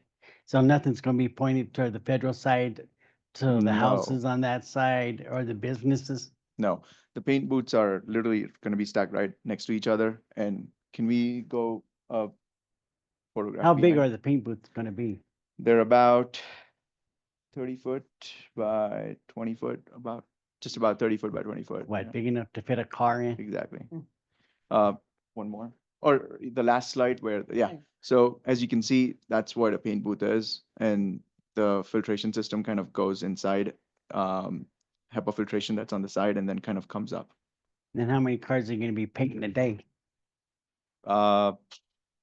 Depends. It takes a few days to get one done, but if there's a part, you do 4 parts a day, but if it's a car, it takes more than one day. Well, I'm just trying to figure out how much smell is gonna come out of there. there's no way to quantify it, but there is no smell coming out. Did you do any kind of test to see if it comes to the other side of federal and bothers the people or anything? There's no quantifiable or qualitative measure to actually do that. Unless I am putting 1,000, air filtration system that tests out or runs around.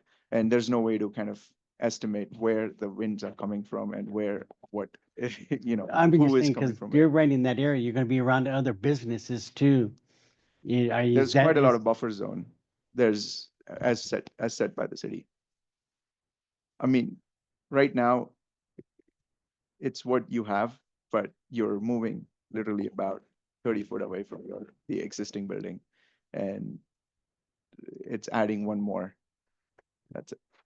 And you talked to the people on the front side of federal, those houses, to see if they were okay with it and everything? They were notified. And they're not here to speak on it. I don't think that it matters what kind of vehicles come in there. Can to I? get serviced, whether they're Lamborghinis, Ferraris, or whatever comes through this city. There's no notion that Sheridan is a poor city and they only have low-end cars. I mean, what are we talking about here? And let me reiterate. I'm like, just trying to get this, Yeah. economically, it makes no sense for us to do this development. It's John's belief that he wants to really develop here. It's easier to use a space outside of the city and just build a 100,000 square feet space, because building a tiny little building and working out of 3 spaces, it's more than expensive, especially with whatever, all the overheads that are currently right now. People may mention that they want to have other businesses. In last 30 years or since the ordinance has been, there were plenty of opportunities for other restaurants and businesses to come here and actually generate this much amount of sales tax per year, which can be used for other betterment of the public properties or, any city expenses. None of them have come. There was a proposal that was shot down, and I know the person very well at 4095, and he's economically broke because the coffee shop was not financially feasible for him to develop. We're at this stage where we've invested $60,000 of our money in this development process, and by the time we'll get approval, it will be 18 months. It makes no sense for us to do this development. For us, it's either we do this or we completely get out of City of Sheridan and move to somewhere else, which means that that's a loss of, $100,000 of revenue every year for you, which in last 30 years, that's about $3 million that I may say has been used for the city funds. Can you clarify your estimate of the sales tax revenue? Because in the packet we received, it said $50,000 additional, and now you're saying 100,000? No, so annual generation of revenue multiplied by, 30 years is what I'm kind of mentioning. No, I mean, Oh, gotcha. the packet we received said it would increase from 100,000 to 150,000, but in the presentation you said it would double. Oh, that's year on year. So as in, we increased 15% this year. That kind of doubles to 30% in next year. Does that make sense? No, that's not what I'm asking. Okay. So I'm asking what you think the increase in annual sales tax receipts would be. Because the packet we received said it would go from 100,000 to 150,000, but your presentation just now said double, which would imply 100,000 to Can we go back? 200,000. I'm actually just trying to understand. I thought I explained it. One So more. that says 100 to 150,000, but when in your testimony, you said doubled. So 2023 is 98,000. We have 98,000 will, based on the approximates we have in 2024 or 2024 by the end of the year, there's a 15% hike. And then I said projected to nearly double year on year with addition facility. Right, so you're saying double, so. what- Double on 15%. Oh, okay, so So year on year, as in if your stock increased by 10%, year on year double is 20%. I'm still not following that. So what's doubling in that sentence? The year on year revenue growth. So the growth doubles So the because there's in more twen- cars going 20 in. 25, you anticipate a 30%? 30% approximate, correct. Okay, so that's still, okay, so you're still guessing around the 150,000. 150, Okay, correct, so $50,000 increase. Okay, plus or minus. thank you. How would you say that this promotes the health, safety, and welfare of our inhabitants?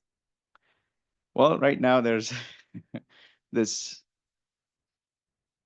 Can we go next slide?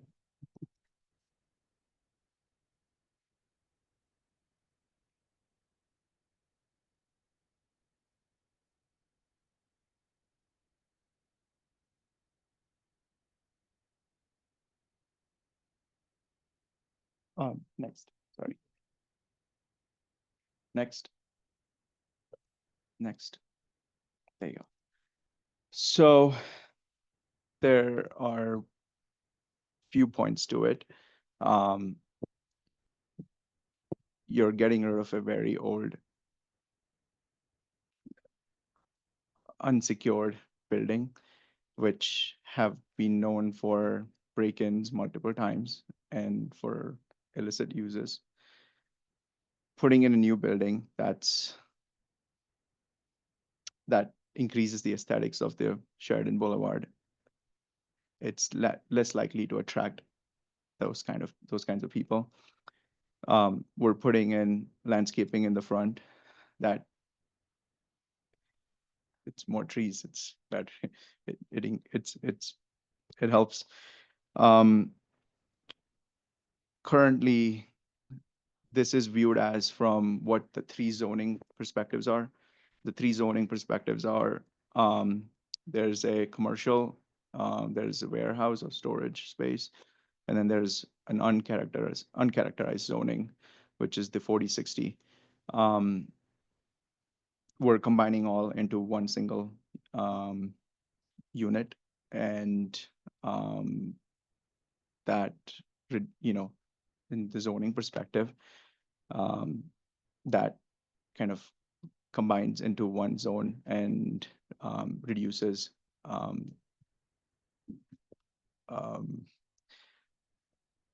theoretical traffic that comes into the space.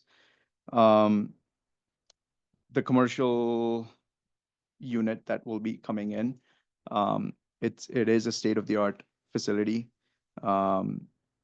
which meets the most modern EPA standards, and it doesn't pollute really much. Are you replacing an existing paint booth with the ones going in the new building?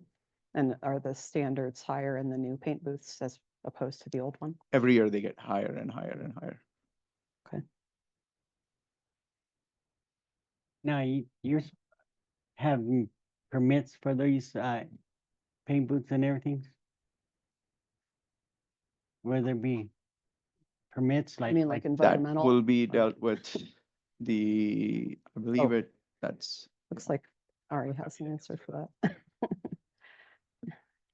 Yes, so the Arapahoe County Health Department, our local health department, they have what's called an air pollution permit. So after, the paint booth's been installed, then they have to test it, and they're kind of given like an allowance of emissions a year. So yes, the paint booths are tested.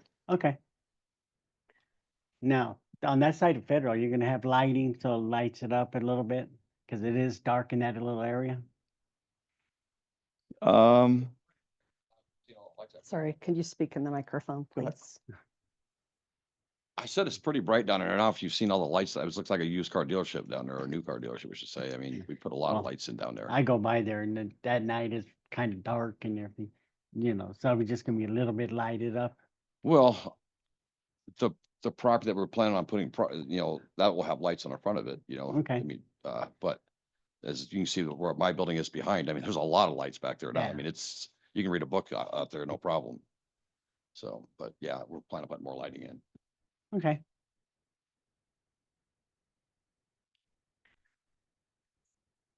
Go ahead. So, I think it's a great idea.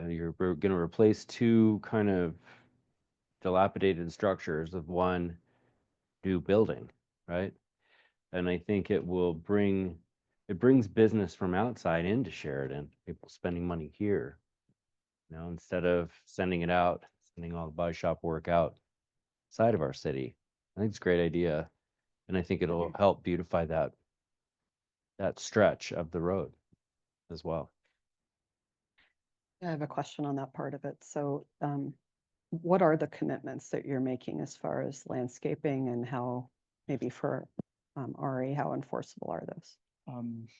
We go to the.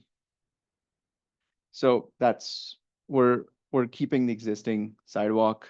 We're gonna be, closing up the, I don't know if you remember those 2 access points that are currently there. It's a pretty new sidewalk, so, but RTD recommended to close the access points, which happy to do so. And we'll put a little patch of buffer landscaping that's out there. We're trying to make it as reasonably something that just doesn't look out of place, just something that is like, okay, that's something new. We could build something new next to it. So how does what you're suggesting align with what the Planning and Zoning Commission recommended? We don't intend to do a 10-foot sidewalk because that would entail encroaching into the property of that's ours. And it would look extremely, we drove down the entire federal, we didn't see any other having a 10-foot sidewalk. It would go from a small sidewalk to big sidewalk. It doesn't make sense. Plus that adds an insane amount of cost to our project. And we're not a multi-million-dollar company. We're a family business and we cannot afford that. Happy to put bike loops, but when did you last see a customer coming in with a car driving back with a bicycle? But we're happy to. Yes. Okay, so maybe Ari can answer this part of it, but is the landscaping something that they're accountable for once this is? It's non-binding. Yeah, so the official development plan does kind of similar to the 4095 development. There's like a landscape section. And so I would state that the landscape that is proposed is larger than what would typically be proposed in our standard zoning code, but it doesn't really exceed in any way. It actually calls out specifically for coniferous trees, not a mixture of coniferous and deciduous trees, but the space is larger, so that added buffer could be of benefit to the public. I'm happy to answer anything else while I'm up here or come back up, get my steps in. Just from the diagram, it's like 5 large trees. They're specifically called out as coniferous trees in the official development plan. So that's like your evergreens, your pines, so large. Someday, yeah, but shade providing someday. It's going to take a while, though. I'm remembering, that there has to be, for a tree, it has to have a certain amount from the ground that you can see on the other side of it, 6 feet or so. Oh, from like the SEPTED assessment stuff, is that? I'm thinking so. And that bushes have to be, no more than a certain height. Yeah.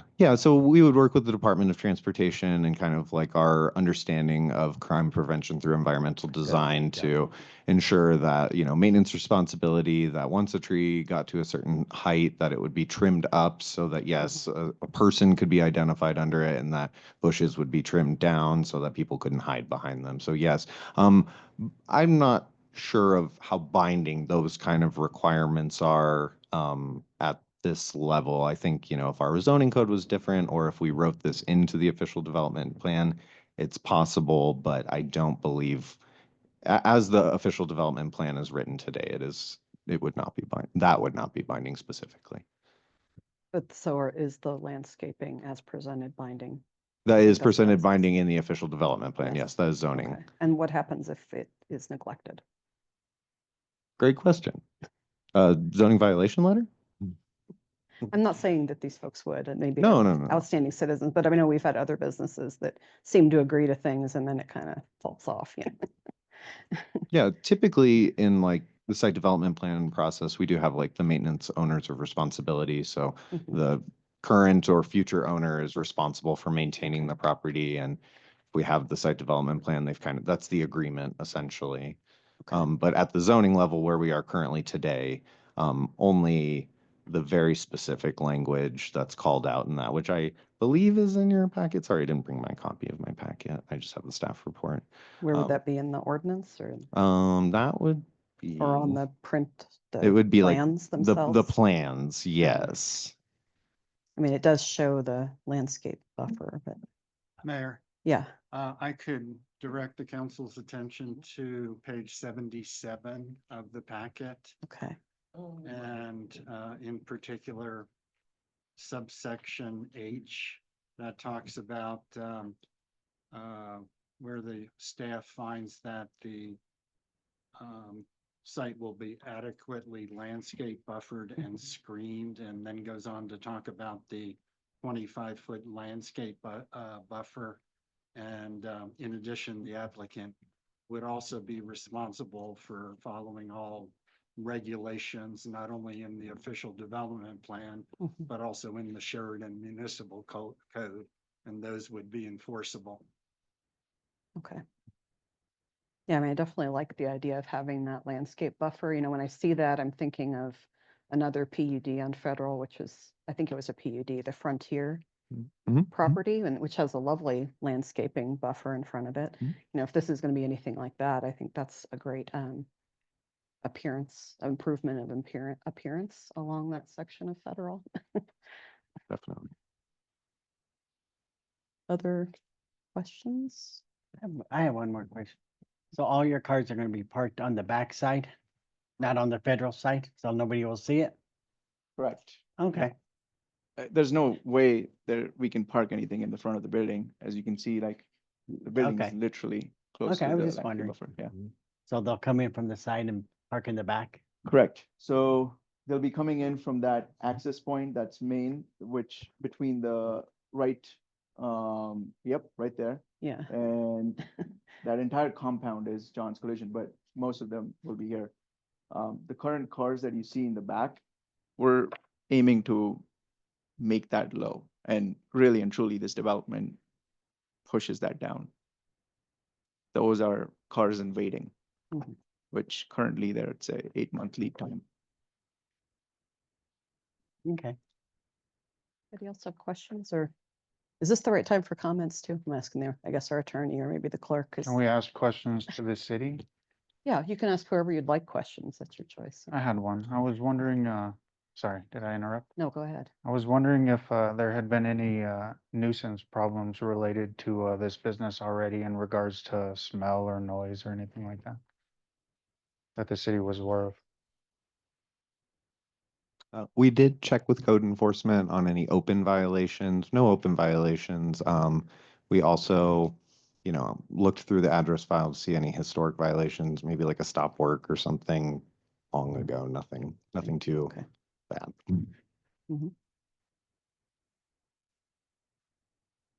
Sorry, you missed it. Sorry.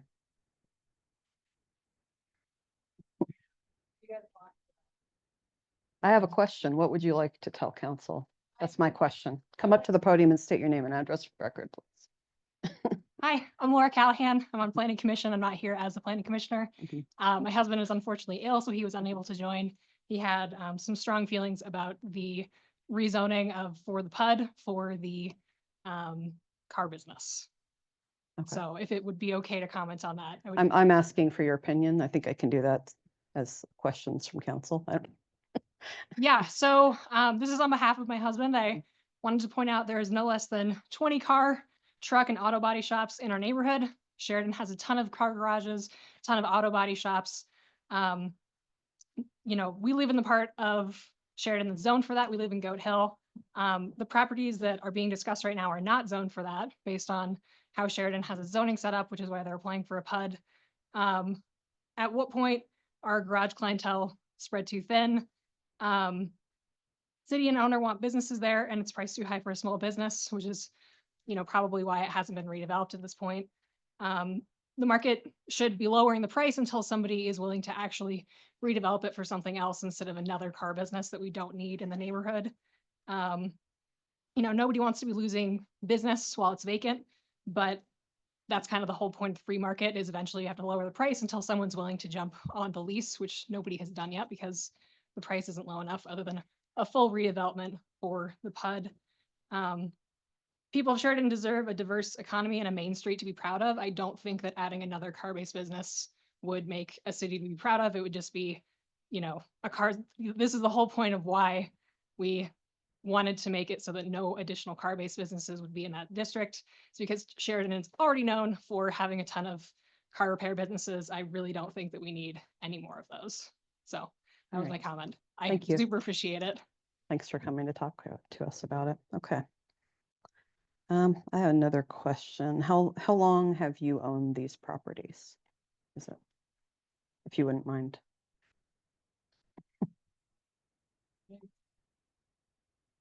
Probably about 6 years, I think. Please speak in the microphone. I think somewhere around 6 years or so. Don't quote me on Okay. that, but I think somewhere around there. And so previously you've just been. Yeah, we're not putting a new business in the city of Sheridan. We're We just understand that, yeah. expanding. So, was anything else you wanted to ask? I wanted to ask, so you've just been leasing them in the meantime to other? I didn't hear you, I'm Have you been leasing them in the meantime to other No. businesses or? No, they've just been vacant. Both houses need to be destroyed. So, I mean, they're just kind of, Okay. they're in bad shape. They're old and. Okay. I don't think you could lease them out.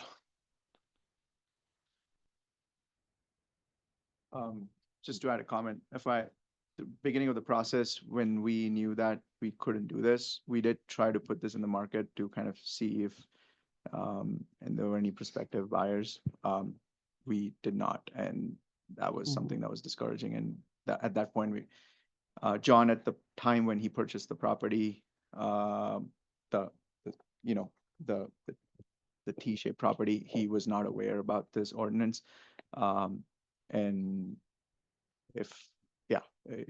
after putting $1 million into the property, it's this was his only option to attempt it. Thank you. And so to kind of get back to my question about comments versus questions, is this also our time to give our opinions if we want to provide opinion about what we've heard so far? I just want to make sure I'm doing this right. I don't want to get out of order. That would be up to council to decide whether it's mere opinion versus some type of competent, substantial evidence, which is what you're supposed to consider in quasi judicial hearing. Right. I'm talking about our opinions based on the evidence we've seen. Your opinions as opposed Yes. to Yeah. opinions from the public? Yes. You can certainly state your opinions, yes. Okay. It might be, excuse me, Mayor. Sorry. It can kind of be just clearer to follow if everybody asks all their questions Right. first. Yeah. No, it's not saying you can't follow up later. I But you just can felt say, like we're okay, we're getting- gonna do sorry. all the questions Yeah. and now I'd like Yeah. to encourage council to discuss any Yeah. opinions that they have out there, share with the rest of the group their thinking on this. Yes. You could still come back and do a question, but that way it's clearer that way. Okay. It seemed like we were getting close to that point. Yep, That's why I wanted think to so bring too. it up. Okay. Other questions?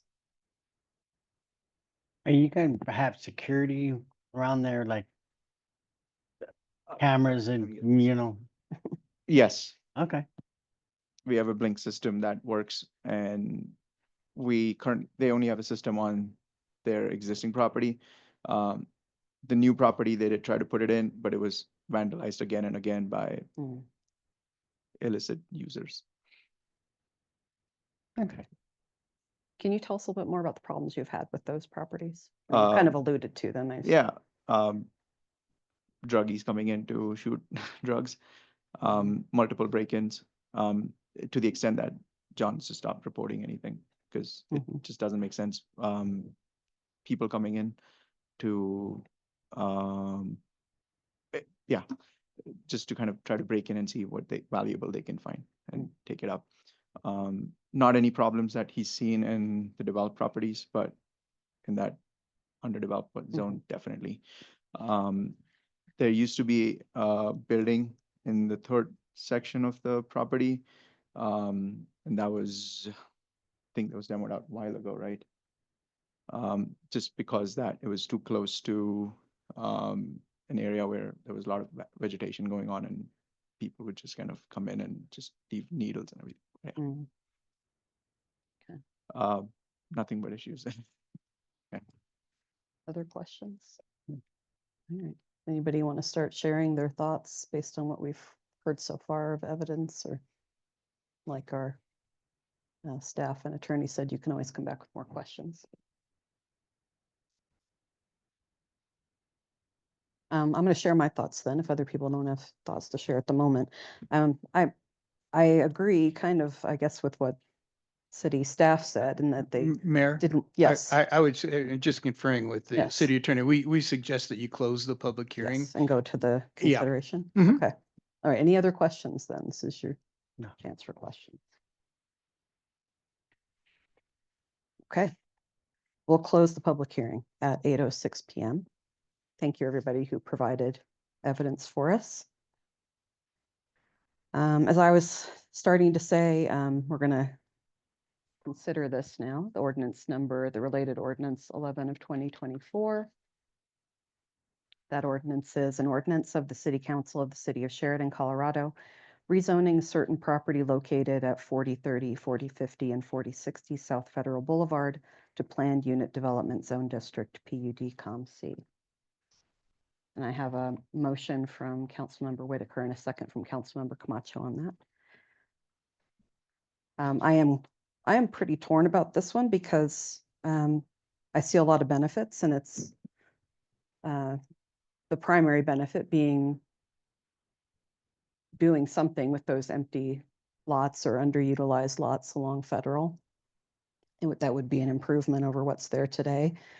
The only thing that gives me pause is that, as Laura pointed out, our previous councils, including me on previous councils, have tried to steer away from motor vehicle uses on Federal because it's just been kind of an overwhelming and not necessarily positive part of our history, and doesn't make it super friendly, you know, for having it as kind of a main street for us. On the other hand, this is an existing business. It's not that we're adding a new motor vehicle business, and we've got, you know, a successful business owner who's been contributing to our community. So, you know, there's a lot to weigh on each side, because I hate to, you know, second guess those previous councils. And we did have, you know, our previous mayor who was also on council during all of those previous ordinances that were trying to cut back on motor vehicle uses on Federal. So I feel like his testimony carries a lot of weight to me, with him having, you know, been on those councils that had that motivation. So if he feels like this is a step in the right direction, despite the fact that it in a way is kind of contrary to those previous ordinances, that means a lot, I think.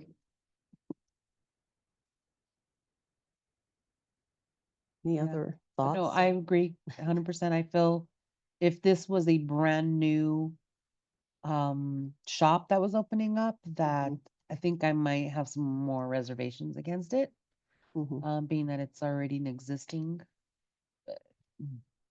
makes it a little easier.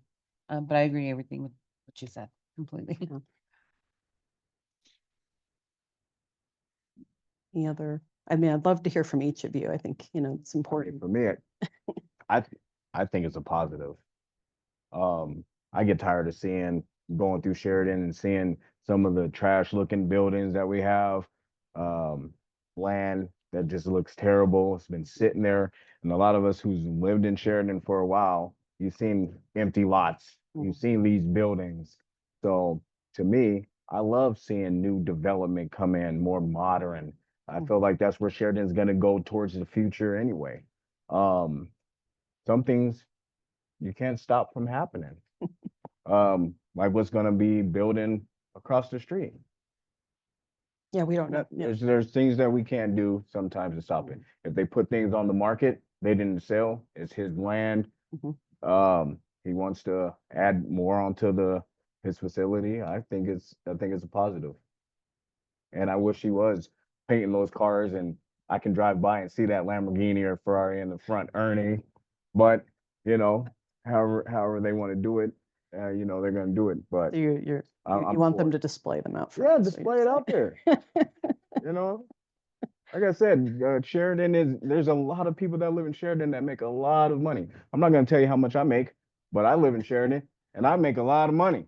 So, you know, I have seen lots of my neighbors who seem to Yeah. prioritize having a really nice car Yeah. over having a nice house. yeah, I stay in an apartment building. You know, I'm just saying. So, you know, we got to get out of this notion like, oh, it's Sheridan and, you know, they're not that. Nah, I don't believe that. So I think it's a positive. That's all I have to say. Great, thank you. Other thoughts? The automotive industry is one of the top 7 industries in the world. And here we've got a healthy business that wants to grow, beautify that block. And I think I hear what the residents have said, and I understand it, but I really think along Federal, where that block in particular, I drive past it every day, and those houses look dilapidated. It makes me wonder what goes on there. And it'd be great to see you know, a new building with landscaping and healthy business thriving, which is really what I think we need to keep the businesses that we have and attract new businesses to our commercial real estate areas. I think it's a great idea. I'm glad that you've put all the time and effort into it. Anybody else? You've expressed well, you've had a lot of questions, so I'm curious how you're feeling about it. Turn your mic on, Harvey. Oh, yeah. I said, I agree with you guys. A nice building will look nice there, you know, maybe improve the looks a little bit. Quiet down the noise. All right. So I agree. Yeah, and one of the other things that comes to mind for me is that, you know, we are the body who's going to look at this long term, right? So you have to think about what's going to be there in 30 years, right? Is it, you know, if we start now, we approve this, then there's something that looks decent there, hopefully for the next 30 years.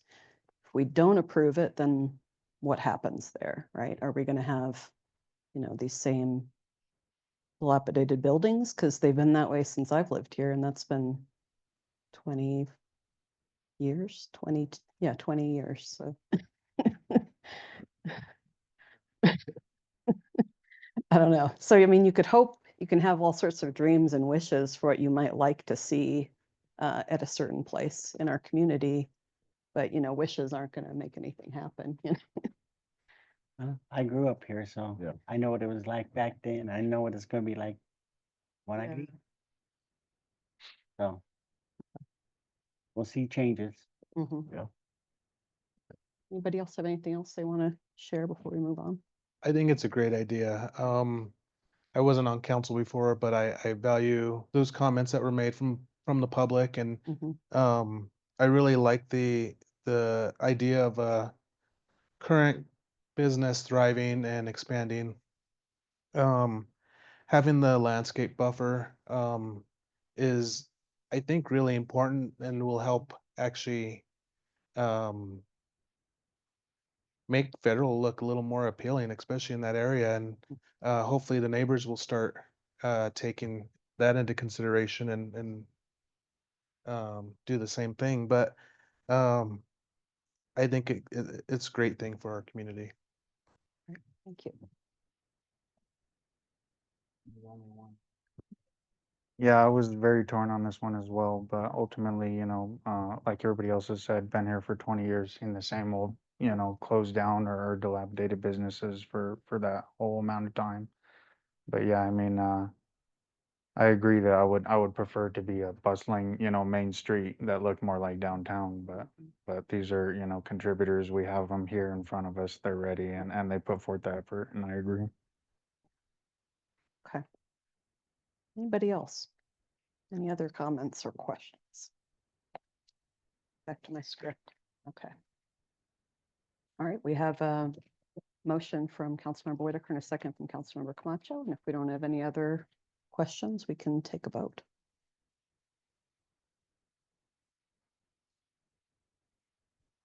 That motion is approved unanimously. Thank you, council. All right, we'll move on. We have items for individual consideration. Ordinances on second reading, ordinance number 9 of 2024. An ordinance of the City Council of the City of Sheridan, Colorado, establishing the salary for the presiding municipal court judge. I have a motion. Hold on. I have a motion from Councilmember Stang and a second from Councilmember Moreno. This is the one where we need someone to suggest an amendment. I have a motion to amend by Councilmember Lopez. Okay. Mind reading that amendment, Councilmember Lopez? Yep. I'd like to make a motion to amend section 1 of ordinance 9-24 to correct date of December 31st, 2027 to read December 31st, 2026. Okay, and I have a second from Councilmember Kelly on that amendment. Any discussion on the amendment? Please cast your votes. That motion is approved unanimously. Now we can return to the original motion on ordinance 9 of 2024. Does anyone have any discussions or questions on ordinance 9? No. Okay. Please cast your votes. Madam Mayor, are we keeping the original motion and second on this? Yes. Have 'em- Perfect. Since everyone was aware we were going to amend, I'm sure we're good with that. Yes. Okay. Everybody approves that one. We will move on to ordinances. Oh, I forgot to invite public comment. Oh, well, water under the bridge. Hopefully no one wanted to say anything about the judge's salary. All right. There's a lot to keep track of tonight, everyone. Ordinances on first reading, we have none. Resolutions, we've got resolution 30 of 2024. A resolution of the City Council of the City of Sheridan, Colorado, appointing Tiffany Soros as presiding municipal judge of the City of Sheridan Municipal Court and approving a services agreement pertaining thereto. I have a motion by Councilmember Camacho, second by Councilmember Moreno. Any discussion on resolution 30? I'm glad to welcome Judge Soros. I think she'll do a good job for us. All right, please cast your votes. Motion is approved unanimously. Then we have resolution 31 of 2024, a resolution of the City Council of the City of Sheridan, Colorado, setting the mill levy for general fund property taxes and the mill levy for the property taxes required to pay the general obligation bond principal and interest payments. There's a motion from Councilmember Kelly and seconded by Councilmember Stang. Any discussion on resolution 31? Please cast your votes. Motion is approved unanimously. Next, we have resolution 34 of 2024. A resolution of the City Council of the City of Sheridan approving an intergovernmental agreement between the City of Sheridan and the Board of County Commissioners of the County of Arapahoe regarding dispatch services. There's a motion from Councilmember Whitaker and a second from Councilmember Camacho. Any discussion on resolution 34? Please cast your votes. Motion is approved unanimously. Next, we have resolution 35 of 2024, a resolution of the City Council of the City of Sheridan, Colorado, approving an intergovernmental agreement between the cities of Sheridan, Englewood, and Littleton and the County of Arapahoe, Colorado, for the development of a Tri-Cities homelessness coordinator position. I have a motion from Councilmember Whitaker and a second by Councilmember Moreno. Any discussion on resolution 35? Please cast your votes.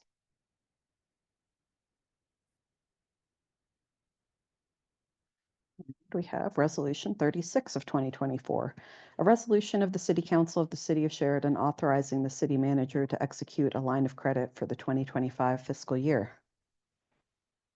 I have a motion from Councilmember Camacho and seconded by Councilmember Moreno. Any discussion on Resolution 36? Quick question. Have we used that before?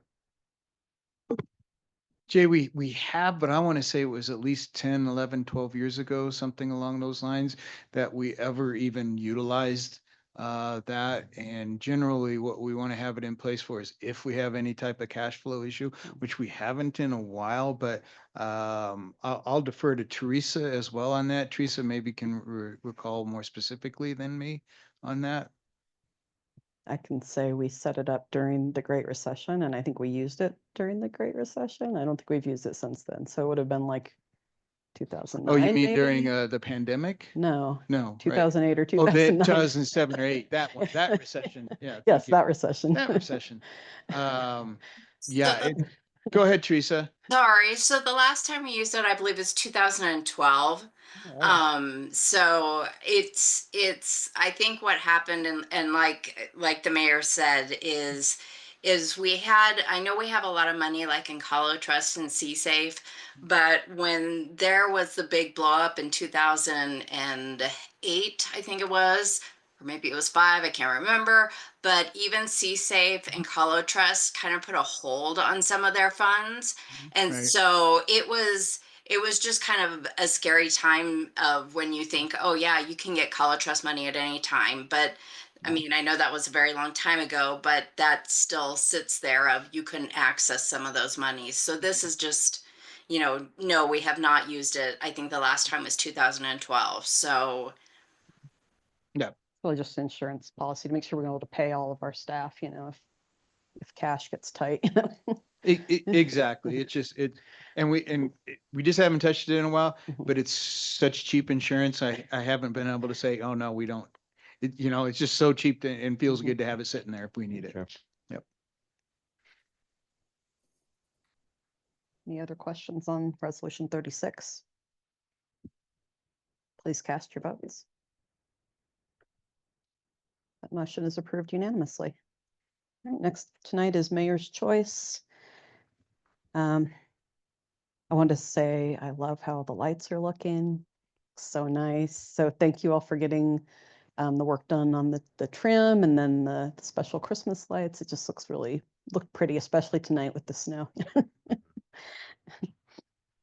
And I want to mention tomorrow's Colorado Gives Day. If you're someone who donates to charity, if you haven't done it yet this year, it'd be a good day to do it. We have so many good nonprofits operating in Sheridan that really help out our residents. I know just to mention one, Sheridan Rising is looking for support for their youth council. So that would be one opportunity for giving if you're looking for some donations to make. I want to thank you all for all your work this year. It's our last meeting of the year. So I know all of you on council have worked really hard this year, and I think we've been a pretty good team, and I appreciate all your thoughtfulness. I also want to thank you all for approving the Tri-Cities IGA for the next 2 years. I think we've made a lot of progress. We've still got work to do, and the exciting part about this IGA for the next 2 years is that it's going to focus on family homelessness. And we, all of us who were there know, and I'm sure just living here, that's the biggest element of our homelessness in Sheridan is people who are in poverty and whose families are experiencing homelessness. So I'm thrilled that we're going to be moving on to that work. And I really want to thank publicly Littleton for donating their additional ARPA funds toward that effort. And then finally, just wanted to say happy holidays to everybody before we leave for the holidays. So if I don't see you all again, thank you so much for everything you do, and I hope you have a great holiday and have some downtime to relax and recharge for next year. All right. Any council members have anything they want to share tonight? Yeah, I want to say happy holidays as well. And I'm enjoying this. I enjoy working with each and every last one of you. I've been learning a lot, whether it's even getting pulled into office by Devin but I've been, Ooh, I've been like in they do trouble in, a few like they times. do in school. Been in trouble a Ooh. few times. I haven't been on social media lately. But yeah, I appreciate every single last one of you guys. You guys, they're all do a phenomenal job. Like I said, to the staff, you guys are the heart to me of the city. So without you guys, I mean, it'd be, I don't know, it'd be hell. But yeah, thank you. I love you guys. You too, Ernie. Even. You know, she doesn't say anything. All right, any other council members have anything they want to bring up tonight? Just briefly, after you mentioned that sign on the Oxford medians that had been knocked down, it's so great to see that up. Like, the responsiveness to that means a lot to me. That particular median used to scare me every day. Middle of the, coming home, Yep. and you come across that median out of nowhere, and it's just great to see it marked and to see just the fast response. I'm curious how a spring-loaded sign like that, what that does for your car if you drive over it. Nothing, doesn't do anything. Probably if you keep going, you're fine, but if you stop over it.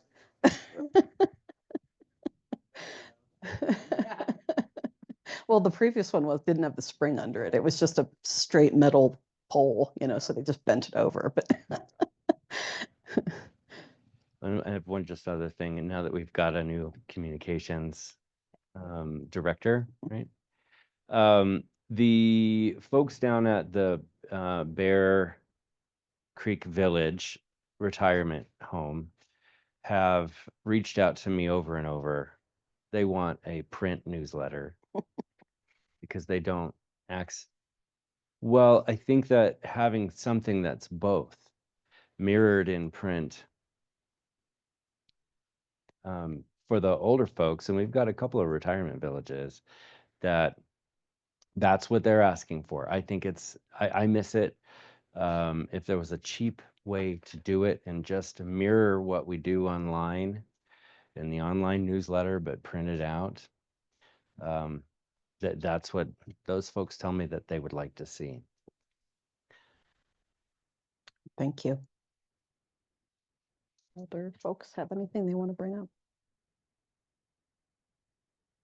Okay. Oh, I jumped ahead and closed my other agenda. I think that's it, right? All right, we need a motion for our executive session. If someone could do that, please. Do we have a public comment section? Oh, we're missing public comment on our agenda. That city clerk. That's city clerk. Oh my God. Time Thank for you. a review on that one. Yeah. It's a great day to be going into executive. All right. Yes, item 14 is going to be public comment. Okay, yeah, do we have anyone from the public who'd like to speak to council tonight? Okay, we'll move along then to a motion for executive session. And I think we need Councilmember Moreno, if you could read the motion that's in, you have a motion in front of you? I think you should. Yeah, I make a motion to adjourn to executive session after this meeting for discussion of a personnel matter under CRS section 24-6-402, parent 4, parent F, parent I, pertaining to yearly evaluations of city manager and city clerk. Oh, is that the same? Is that the right motion? Yes, it's the motion on the agenda, and then I have the second right now is Councilmember Stang. Okay. Any discussion on that motion? Please cast your votes.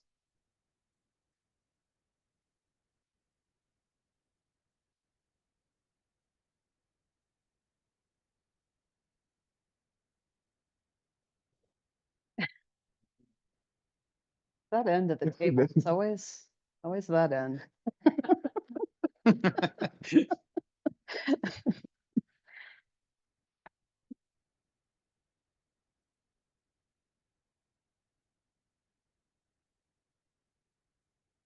They need to sit closer to the teacher. So I'm gonna call Jenna. You're gonna move us now? Can we just get a voice vote so we can wrap this up? Yep, we can just do an overall, all in favor, say aye. Aye. Aye. Those opposed? Okay. Passes unanimously. Thank you. All right, we'll adjourn this meeting at 8:30 PM. I would like to take a short break if nobody else minds. So we'll return, how about 4 minutes? That's enough time.